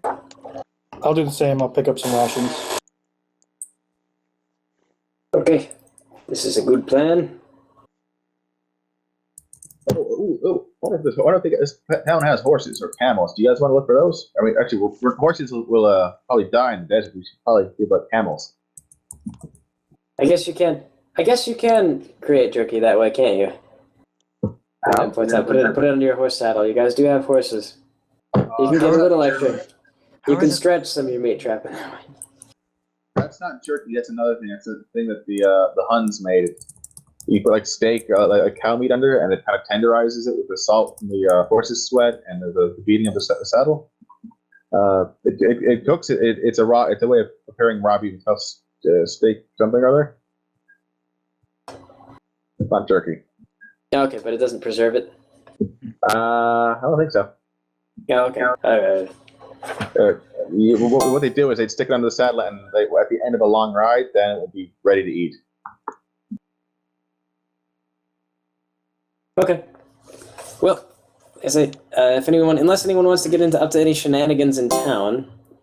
Do we still have the wagon? No, you left that back in the woods. Okay. How are the horses that went with the southern group doing? Poorly.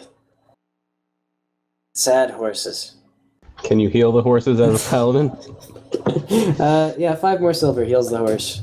Dagberg goes. No, I think Serena can heal disease. I can. Okay, Guys, yeah, you can just make the horse all better then with magic. All right, guys. All right, so Skillingham, when are we leaving? As soon as we're ready. So Okay, tomorrow, then we're next ready. day. Yeah, we can leave. Well, we can leave pretty soon. You'll set off likely with a caravan that's headed north. How many days? Should be just a few weeks.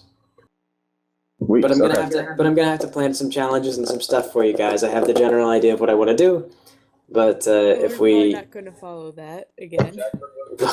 well, you're with the caravan, so if you choose to like just pack up your things and be like, nope, we're not going with the caravan anymore, then that will happen. But otherwise, yeah, I'll plan out the caravan and the trip and some challenges. Shagberg looks for a place to rent camels. Can you wait? Yeah, it's like 50 gold to buy a camel. Rent. Nope, they don't rent. You buy. Okay, Thalos would like to search I'm down rolling for persuasion. information about Count Kular. Nobody has heard a thing about this cat Kular. Count Kular. Thank you. Yes. You ask around, and all the Dragonborn they just give you weird looks. It's almost exclusively Dragonborn. In fact, it's weird. They haven't seen. What were you, an elf or a human? I'm human this time. You're human. Okay, yeah. Most of what they see are dwarves. So, like, a human is just weird. Especially a human running around. I'm looking for Count Kular. They don't have counts. The Dragonborns don't have counts. persuasive enough? Are they not persuasive enough? No, they Right. have. No, was I persuasive enough? For what? To talk a guy into renting us camels. No, we sell the camel. Look. They will come back with the caravan when they come back from the place where you. No, we sell camel. We sell camel. You got to test drive 50 the camel gold, 50 before. gold, 50 gold, 50 gold, you get camel. Well, how do I know these camels are worth 50 gold? Camel is worth 50 gold. Look at camel. Look at camel. He pats the camel on the side. Good camel. This camel good. 50 gold for camel. Look at his knees. Look, they're shaking. No, camel is good. 50 gold for camel. The camel's knees are shaking. No, I know camel. This camel good. 50 gold for camel. That camel's gonna die. Is that Go away. Have other customers to deal with. Shagburger looks around. Okay. Are there any other customers? Yeah, there's people going around. He's got like stuff. I mean, like he doesn't just sell camels. He also sells feed and things and stuff for camels. He sells camels and camels accessories.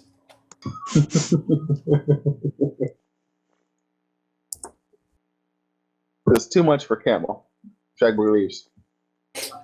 Well, Shagberg can believe this all he wants, but the guy selling the camel thinks that this is a fair price.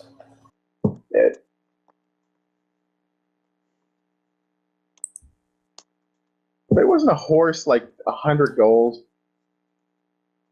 No, it was 50. That was for like. That was a light horse. And also, I think you could have gotten yours for 1 gold, Frank. You could have. Yeah. But then I went out shit sideways.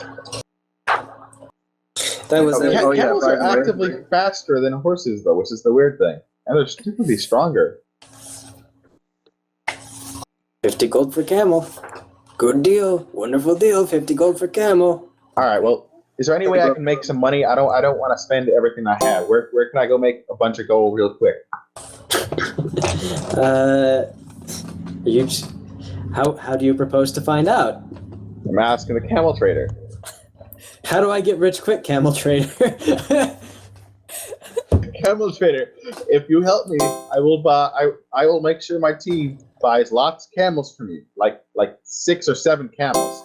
Okay, camel trader. Okay, the camel trader gives you a look, and he feels his tooth. He picks something out of his tooth with his tongue, and he goes, how you get rich quick? Okay, I got a plan for you. All right, I got a friend, right, who's bet on sure thing downtown. I got a dog fight, yeah. And anyway, fight is Okay, fixed. so I fight the dogs. You give me 50 gold. I take to friend. He bet on the dog. He bring back to you. You make 200 gold. I don't trust you. I don't know you. Oh well, then don't give me money. You don't get rich quick. Sorry, Where too is this bad. dog fight? Where's this dog fight? I will go fight the dogs. Nah. You don't. You're not interested. You're not an enterprising guy. You pass up camel deal. You pass up get rich quick deal. You are bad. You are bad at this. Go away. Oh, well, isn't like Frank can hear this, but I would suggest you give him 50 gold, say, alright, I want to buy my 4 camels now with this, since you're You- tired. Are you going to the camel dealer? You're buying camels? No, I can't. Oh. But, yeah, I mean, I only have like 20 gold pieces. Okay. So, well, camel. Jack 50 Burke gold goes for back to- camel. Why everyone Alright, would buy look. these good camels? Why everyone insult my prices? All right, sir. I will be back shortly. I'm gonna go talk to my friends, and if we can get a little extra money together. we'll Okay, make don't a- get selling camels. Selling camels. Come back when you buy camel. Your camels are ugly. Shagburger leaves. Don't sell camels for beauty. No, but You seriously, Frank, you sell camels for love. yes, I have 20 gold pieces, Pocky. Okay, so Shagburg goes back and asks around. All right, guys. So this camel trader is either scamming me or something. So I think we can if it's a legitimate thing, we can probably talk him into fronting us some camels. And if it's not, then we'll just beat him senseless afterwards and take the camels. Okay. Wait. You're Pocky. telling me Pocky, the bouncer will sell you The bouncer will sell you stuff you can smoke in a pipe for like 5 silver. That'll be. You want a couple of weeks? Make it 10 silver. All right, so guys, what do you think? Should we give the guy the money? He wants at least 50 gold. You're telling me that you think that this camel thing is a scam? I think the dog fight is a scam. He What says dog if I give fight? him 50 The dog gold, fight? he'll give me after the fight. He'll give me 200 gold. Alright, why don't you just give him the 50 gold, tell him to keep all the winnings, and get the 4 camels off the bat for 50 gold. Well, that's not enough camels for all of us. But Horses it's won't How many? survive. We're not all gonna ride a camel. We just need to put our stuff on the camel so we can travel a bit faster.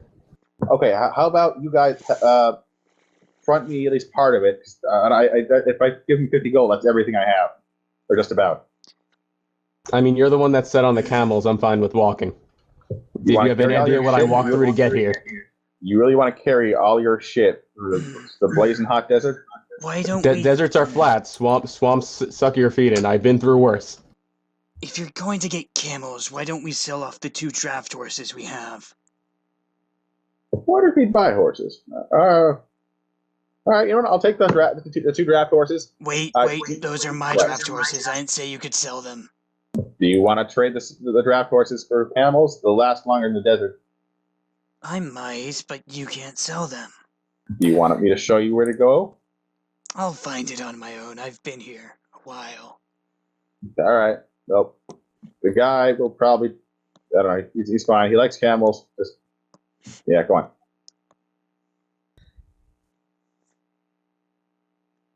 Are you? What are you guys doing? Griff, What? gonna go do it, or No. then why did you bring it up? To taunt you. Thanks for the crossbow. Mhm.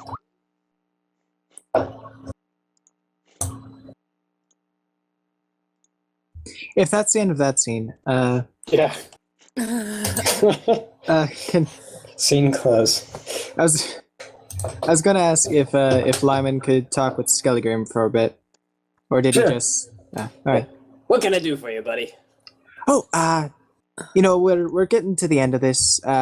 Been nice working for you. Nothing too bad. But I was wondering. I'll be honest. I didn't have too much of an opportunity to look over that contract you gave to all of us. So I was just wondering if we could talk a bit about that. Oh, sure. What do you need to know?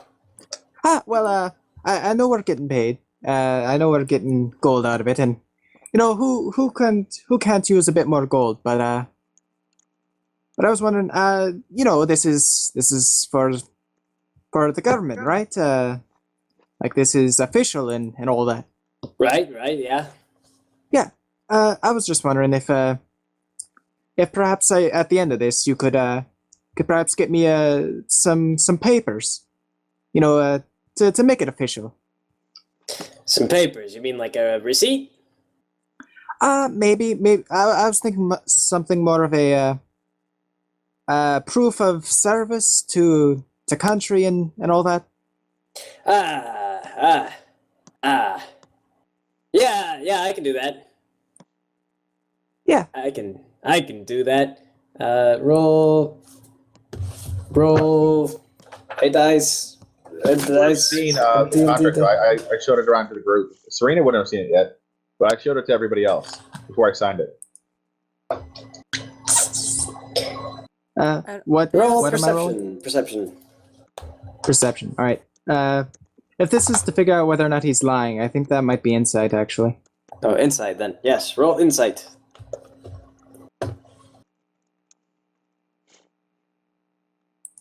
Insight. Mr. Skellingrim for some reason doesn't sound too sure, but he does promise that he will get you some paperwork to that effect. Oh, sorry, I would push to talk. Lyman's gonna say, it doesn't have to be anything too fancy, I'm not expecting a medal, though a medal wouldn't be bad. Nothing too shiny, just something to show, something to show the work for, for cause and country and all that. Like a memento of some sort. Yeah, yes, just something that make it easier to perhaps get through the borders sometimes. Just and Okay. something to remember it by. Oh, always nice to have a souvenir. Yeah. You know what? I think I can think of something like that. Yeah, sure. Yeah. And of course, if you could get that along with some papers, maybe a signature from someone who has a nice signature somewhere in with an office and in the government. That'd be nice to go along with it. Okay, now that well, all right. I'll see who I can get with a signature for you. I The don't mean to memento put for you out sure. there. You got that. I don't mean to put you out there. I'm just asking, make it everything official. Right. Right. Yeah. No, we'll do that. We'll do that. Right. So how have you been, Mr. Skelligrim? I haven't spoken to you in a while. Oh, I'm doing great. Little antsy about the whole like pending death of the world sort of thing going on, but aside from that, I mean, you guys got this thing here, and everything's going along swimmingly. So looking forward to everything coming together. Yeah. Haven't come across too many of any kind of leans in and whispers. Archaeopteryx is I suppose influences, though we did come into a nasty run-in with maybe an old vet that wasn't necessarily under his control, but certainly speaks to some of the fouler things, some of the rumors. And I was just wondering, what all we could expect on the rest of the journey. Well, I think the biggest problem, the thing that we're going to be looking at, is there's a lot of roaming warlords between here and where we're going. And the thing is that a lot of them feel like they deserve a toll when you cross through their lands, whatever that is. It's really hard to keep track of exactly who owns what because it's all about a lot of military force. You get a lot of bizarre summonings and things like that. The dragons are kind of the Dragonborn are kind of an enigmatic people. They didn't really get involved in the war, so they're neutral. So this is good. This is why we're pretty much on the last end, because we're not in anyone's territory now. So all it's going to take is just to get to in so much and then a little further. And we're done. Hope I'm not losing a fourth of my paycheck going through this. And he kind of jokes, kind of like nudges him with his elbow if they're next to each other. I assume maybe they're actually across from the table. Yeah. So I guess he just kind of raises his glass and like chuckles a bit. Nah. Trust me. This is going to go over well for everybody. We can only hope. So that anklet, it's what's the deal with that exactly? Mr. Goff has been carrying that most of the way. And I'll be honest, he was seeming a bit down on himself at one point. I was wondering, should there be any signs we should be looking for? I don't know how. I'm not a magical fellow myself, so I'm not sure what we should be keeping an eye out for. Unless he can really truly tap into that thing, no, there's absolutely no worry. And I wouldn't really expect anyone to be able to tap into it, except for those in the very high echelons of the whole thing, but most likely just Lord Archaeopteryx himself, because it was made for him. What that is it's basically as much distilled evil as remained in the world as they could get into that little piece of jewelry. And he just taps into that for power. Not a lot of people can do that. Interesting. But there's no chance of it, sucking out his soul in the midnight on the blood moon or nothing like that, eh? Well, I'll be honest. I've never really seen anyone mortal carry it around for a really long time. So I don't know that it won't suck his soul out, but I don't think it will. I don't have reason to think it will, but if it does, we'll know. That'll be terrible. Well, while you're here, I suppose you're the expert. Maybe give Mr. Goff a good once-over, a bit of a checkup to make sure the bearer of the anklet, is right as rain. Oh, why is that? You think he's I don't know, getting his soul sucked out? No. I mean, I'll admit what you. I was hoping for maybe a more concrete no when I asked that question, but so I'm a touch worried, but I worry about the guy. Must be a heavy burden. And just figured, while you're here, might as well, take interest in your investments, I suppose. Right. Well, I mean, someone else could carry it if you're worried about it. The blood moon thing is pretty specific. Like I say, I don't know of anything particularly that would cause that amulet to yank your soul out. It never yanked Lord Archaeopteryx's soul out, but then it was built for him, so. Aye.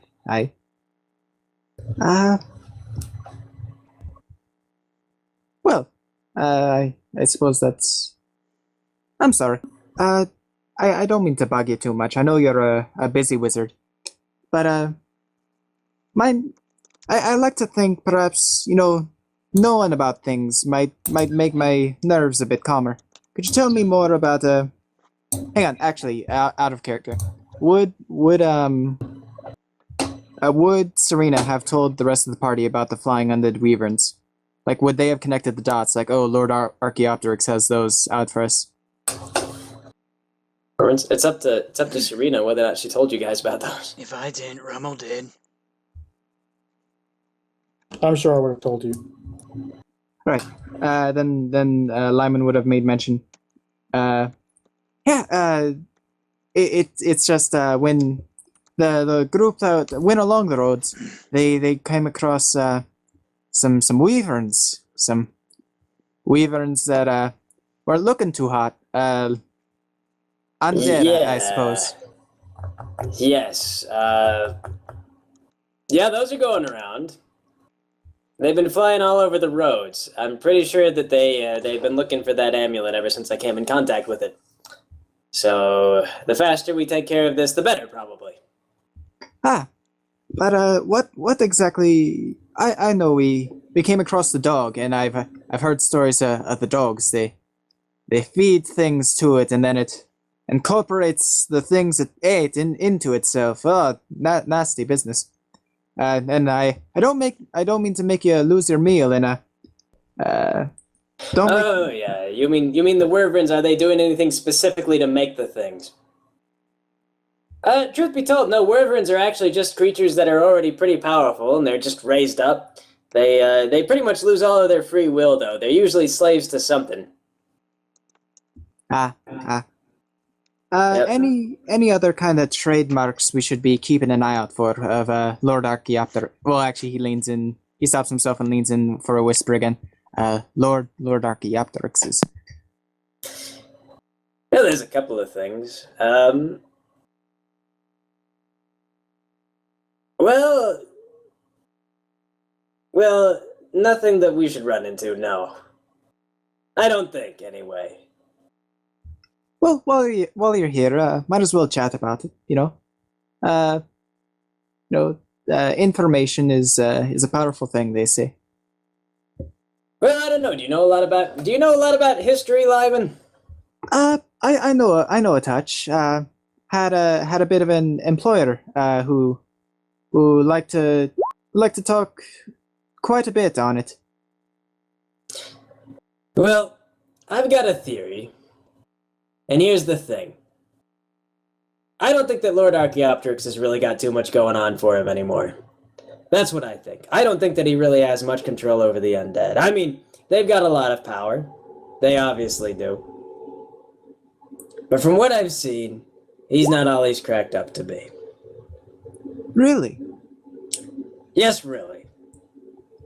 And the other thing is, I don't think he's the penultimate evil in this world either. I mean, don't get me wrong, he's a proper jackass. But you see a lot of things in this line of work, Lyman. Don't let me stop you. Go on if you like. Well, the thing is, we talk about concentrated evil being put into this anklet, right? But Aye. But where exactly do we draw the concentrated evil from? You assume it just came out of the thin air and whatnot, but it has to have a source. So something is clearly a source of this evil. If you want to call it evil, everybody calls it evil, but really it's just a sort of necromantic magic, if you will, put through sort of a focal point. And Lord Archaeopteryx makes a good focal point. So he's just stored up a bunch of energy into this anklet. But honestly, I do not think that this is... Well, it's just a theory, really, but I honestly don't think that... I don't know, what's a good phrase? When it rains, it pours? You're saying it's gonna pour necromantic magic? Well, no, not, well, yes and no. I don't know. But if so you think he's just not the source or the penultimate evil. Any idea as to what might be? Maybe and I'm trying to let me know if I say anything that like the average person wouldn't know about, but I'm assuming like dragons are common knowledge, like maybe like a scary dragon in the middle of the earth or something.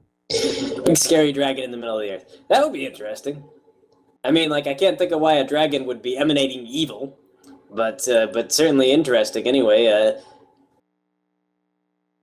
No, I really don't have a theory on that. I'm just working on some other hunches. Well, if you ever need someone to talk to about it, I'd certainly like to know more about what I'm getting into, and I always like to lend an ear to anyone who needs someone to talk to. You know, sometimes just talking it out can help make the job a bit easier, I find. Well, we're talking about the fundamental forces of the universe. I mean, I could try to explain some of it, but basically we're gonna have to start with the textbook. Have you ever thought about becoming a wizard, Lyman? Always thought it was a bit over my pay grade, I suppose. Never really had the means for tuition, I suppose. No, basic magic is very simple. I mean, if you think about it, the elves learn cantrips over the course of several 100,000 years. They do it almost lazily, you know, their long lifespans make it simple. All you have to do is you just gotta sit down and you've gotta master the basics. With a shorter lifespan, it's pretty difficult. And this is the thing that makes the undead so downright deadly, is that they can be around forever. They pick up all kinds of horrible magic tricks.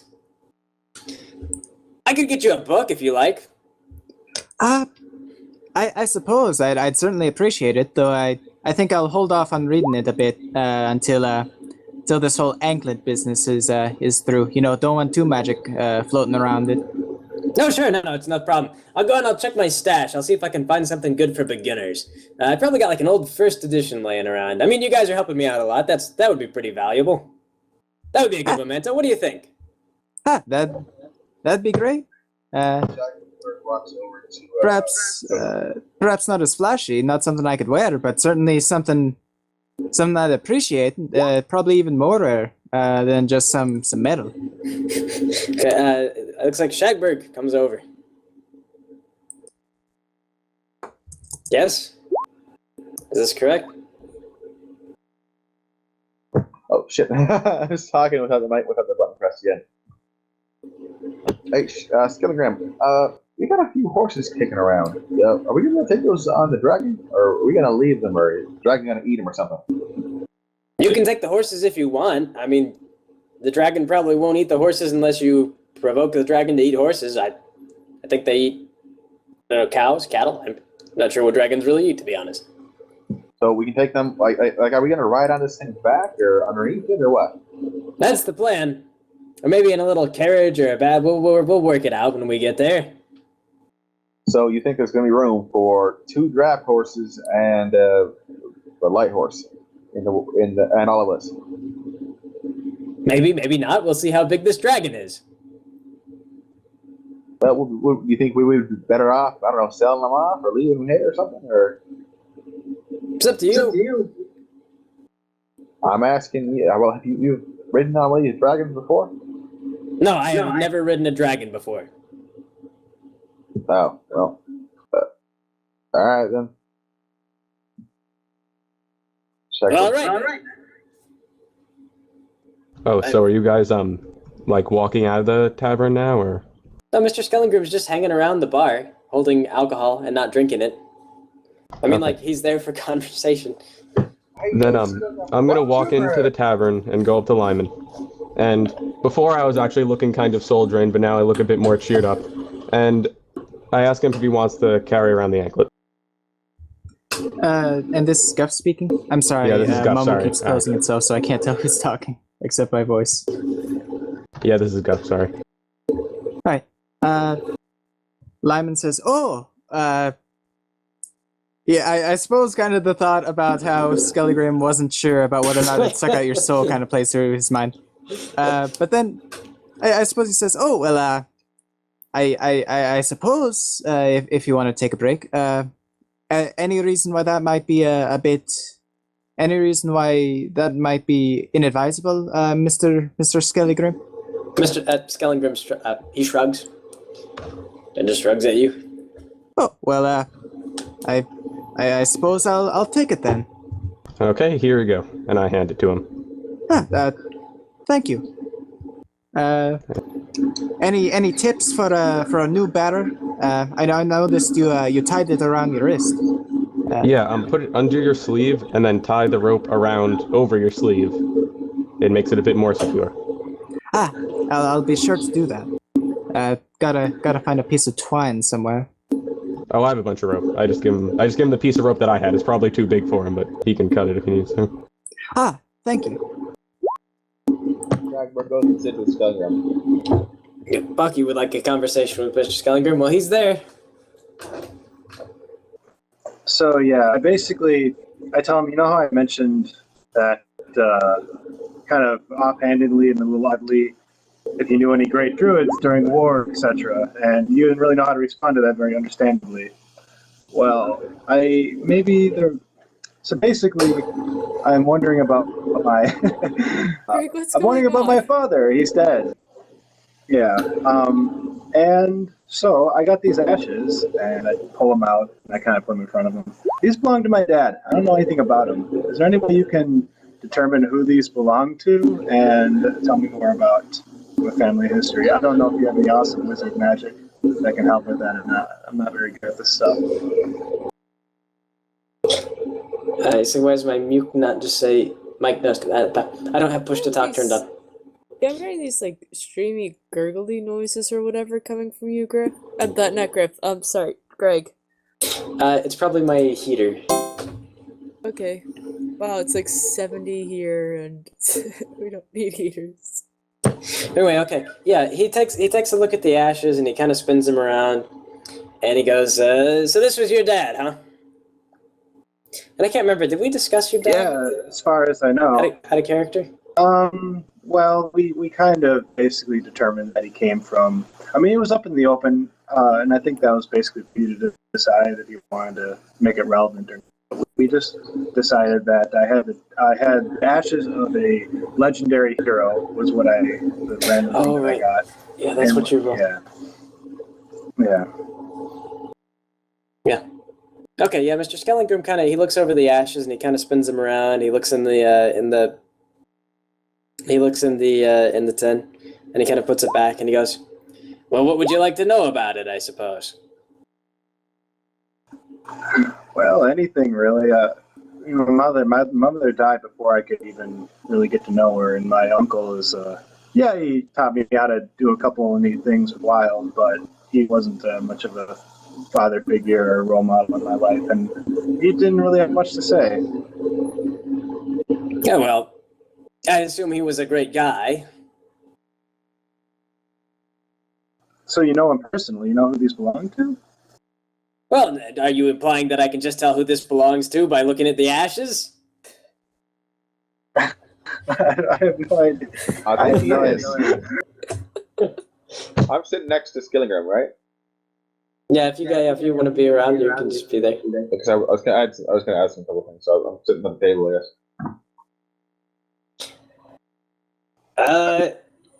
Yeah, no, I don't know. These look like really fine ashes to me. I mean, probably really great guy, makes really great ashes. Would you mind if I took a look at those?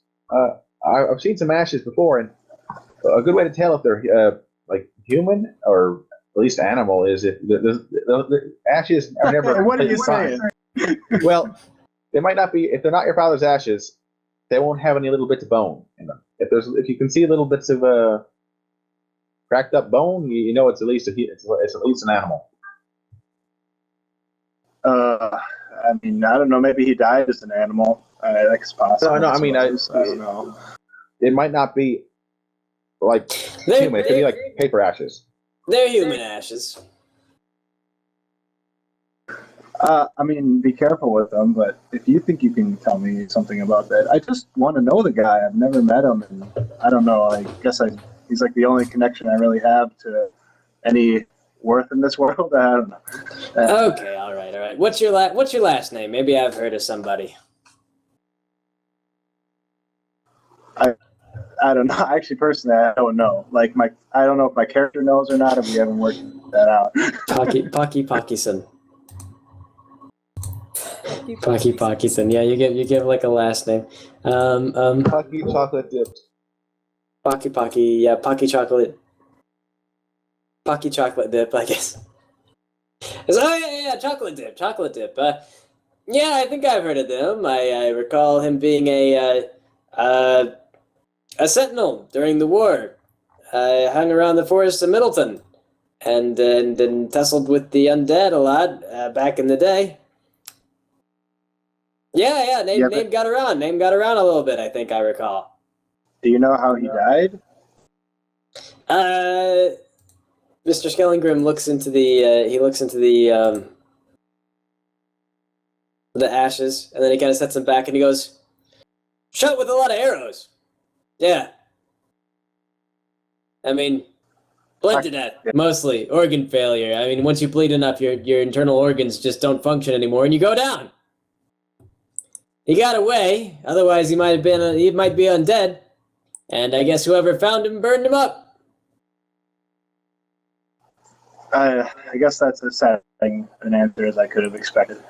I don't know. Maybe I can find out more. I mean, I don't know if there's any place where they might have records on people like this or no. Potentially a library. It depends on whether or not your father was somebody really, truly amazing. Greg, what are you doing last night? Or is this about it? Well, it's like 3 a.m. here. I was going to go to bed. Yeah, we can go ahead and we can wrap it up. Like I say, you guys have successfully walked around the adventure. So yeah. It said not to go in. I know. It's a danger. And you guys were like, "Oh, I'm not doing that." I would have said something if my mic was working. It's okay. Danger. Oh shit! What is this? An adventure? I'm not doing that. If it said adventure, then we would have gone in. If only Frodo had these kinds of sensibilities. Yes, but caution, adventure in sight.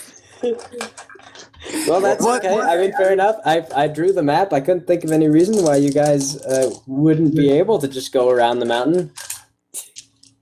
I mean, I guess in the book. Should have said there was a bunch of bears. Yeah, like you could have had a rock slide behind us. I would have accepted that. I could have. You could have just said, "Guys, you should probably go in the mine." I needed Saruman to be there to send an avalanche on you. Like you turn around to go the other way, and just a bunch of snow falls down in your path, like clear middle of like spring. You could have had Asimir's wife just drag Asimir into the mine and say, "Look, we're going to here. It's gonna be faster." It's fine. You guys went around the mines. Around the mines you went. So what was in there anyway? What was the encounter going to be?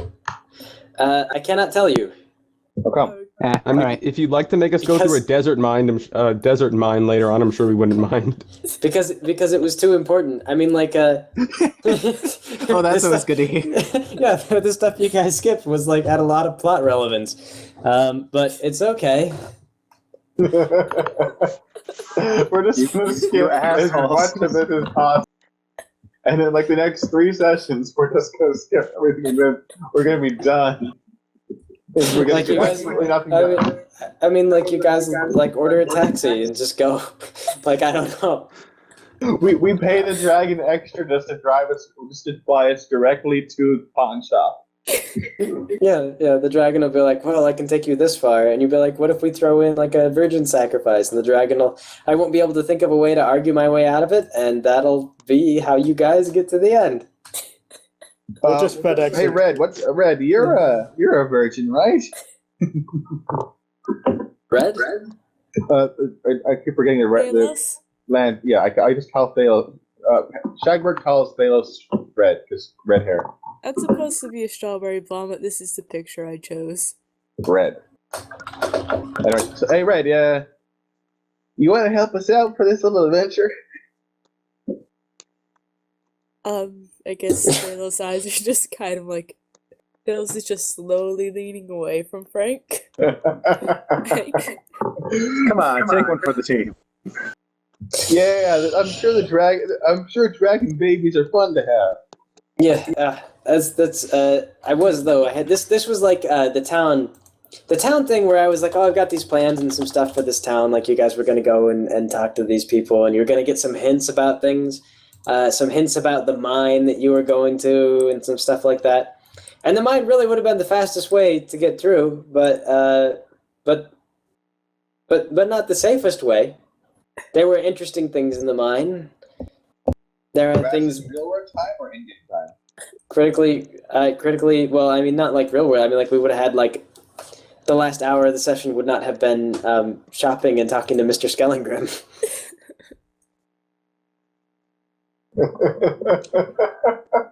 The last two things you planned out really well. We just completely avoided. You went around. Well, I mean, the way I argued see it, for 3 hours. I mean, like the one with Charland was kind of my fault because I was like, stay away from the roads. But the one with Deepfjord was just like, and we're gonna go south. We're gonna take the long way around the mountain. You gave Not us going. a sign that You gave says us don't go in this mountain. Don't put a sign up that says don't go in here, you're probably gonna die. Put inside lots of fun in here, you should come in. It just said You gotta caution. try to trick us, Greg. It just said caution, danger. Like not even like caution. Like there is certain death inside. It could have been like, a steep incline. Like it could have been like caution, floor wet. You should have had You a should've caution said- danger and just had a heart hat symbol at the end of it. It should For all have you said, guys- caution, please be careful, Heartsies. Watch us, heart, a little heart. Please watch your step as you descend. That's all it could have been. That's all it could have been. there was The a magic important ward on question, it that though, I'm was assuming one- was dispelled on like poorly conceived. It was dispelled, and then it said caution. So to be honest, I thought the mine was just a trap. It's like, yeah. The There was first no- step in that mine was like 2 inches deeper than the rest of them, and that's what the sign was talking about. It didn't want you to fall down the stairs. Yeah, and see the dwarves that lived there. There was food there, and a feast, and there was going to be a great big party, and they were going to like give you guys a million gold and like 3 magical swords, and they were going to explain the whole backstory of everything. No.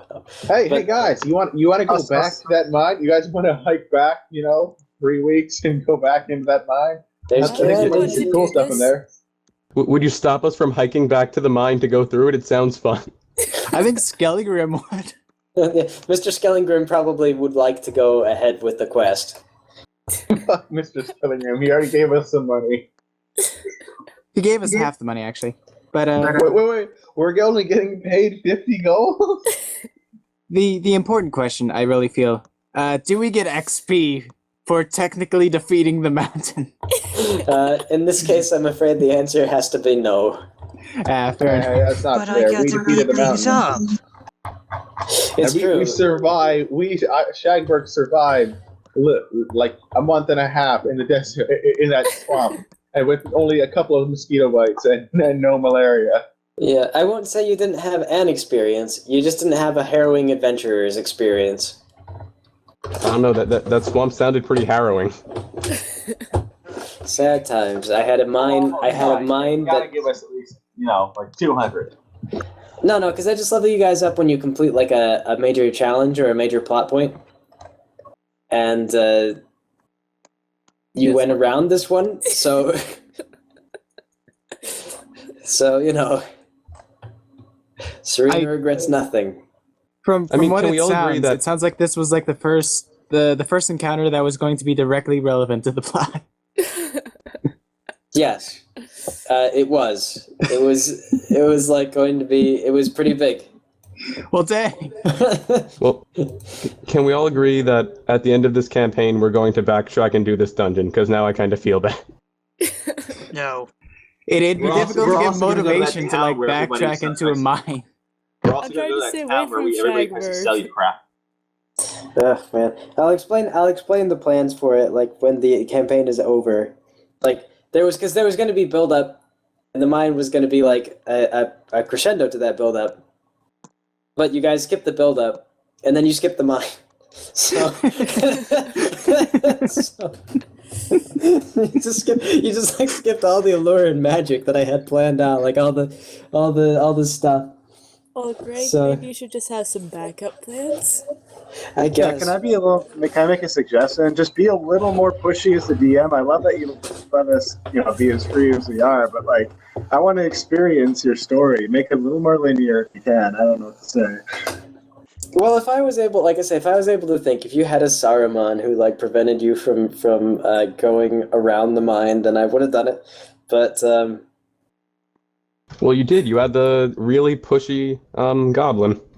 Yeah. but the goblin is technically she's Retta's slave.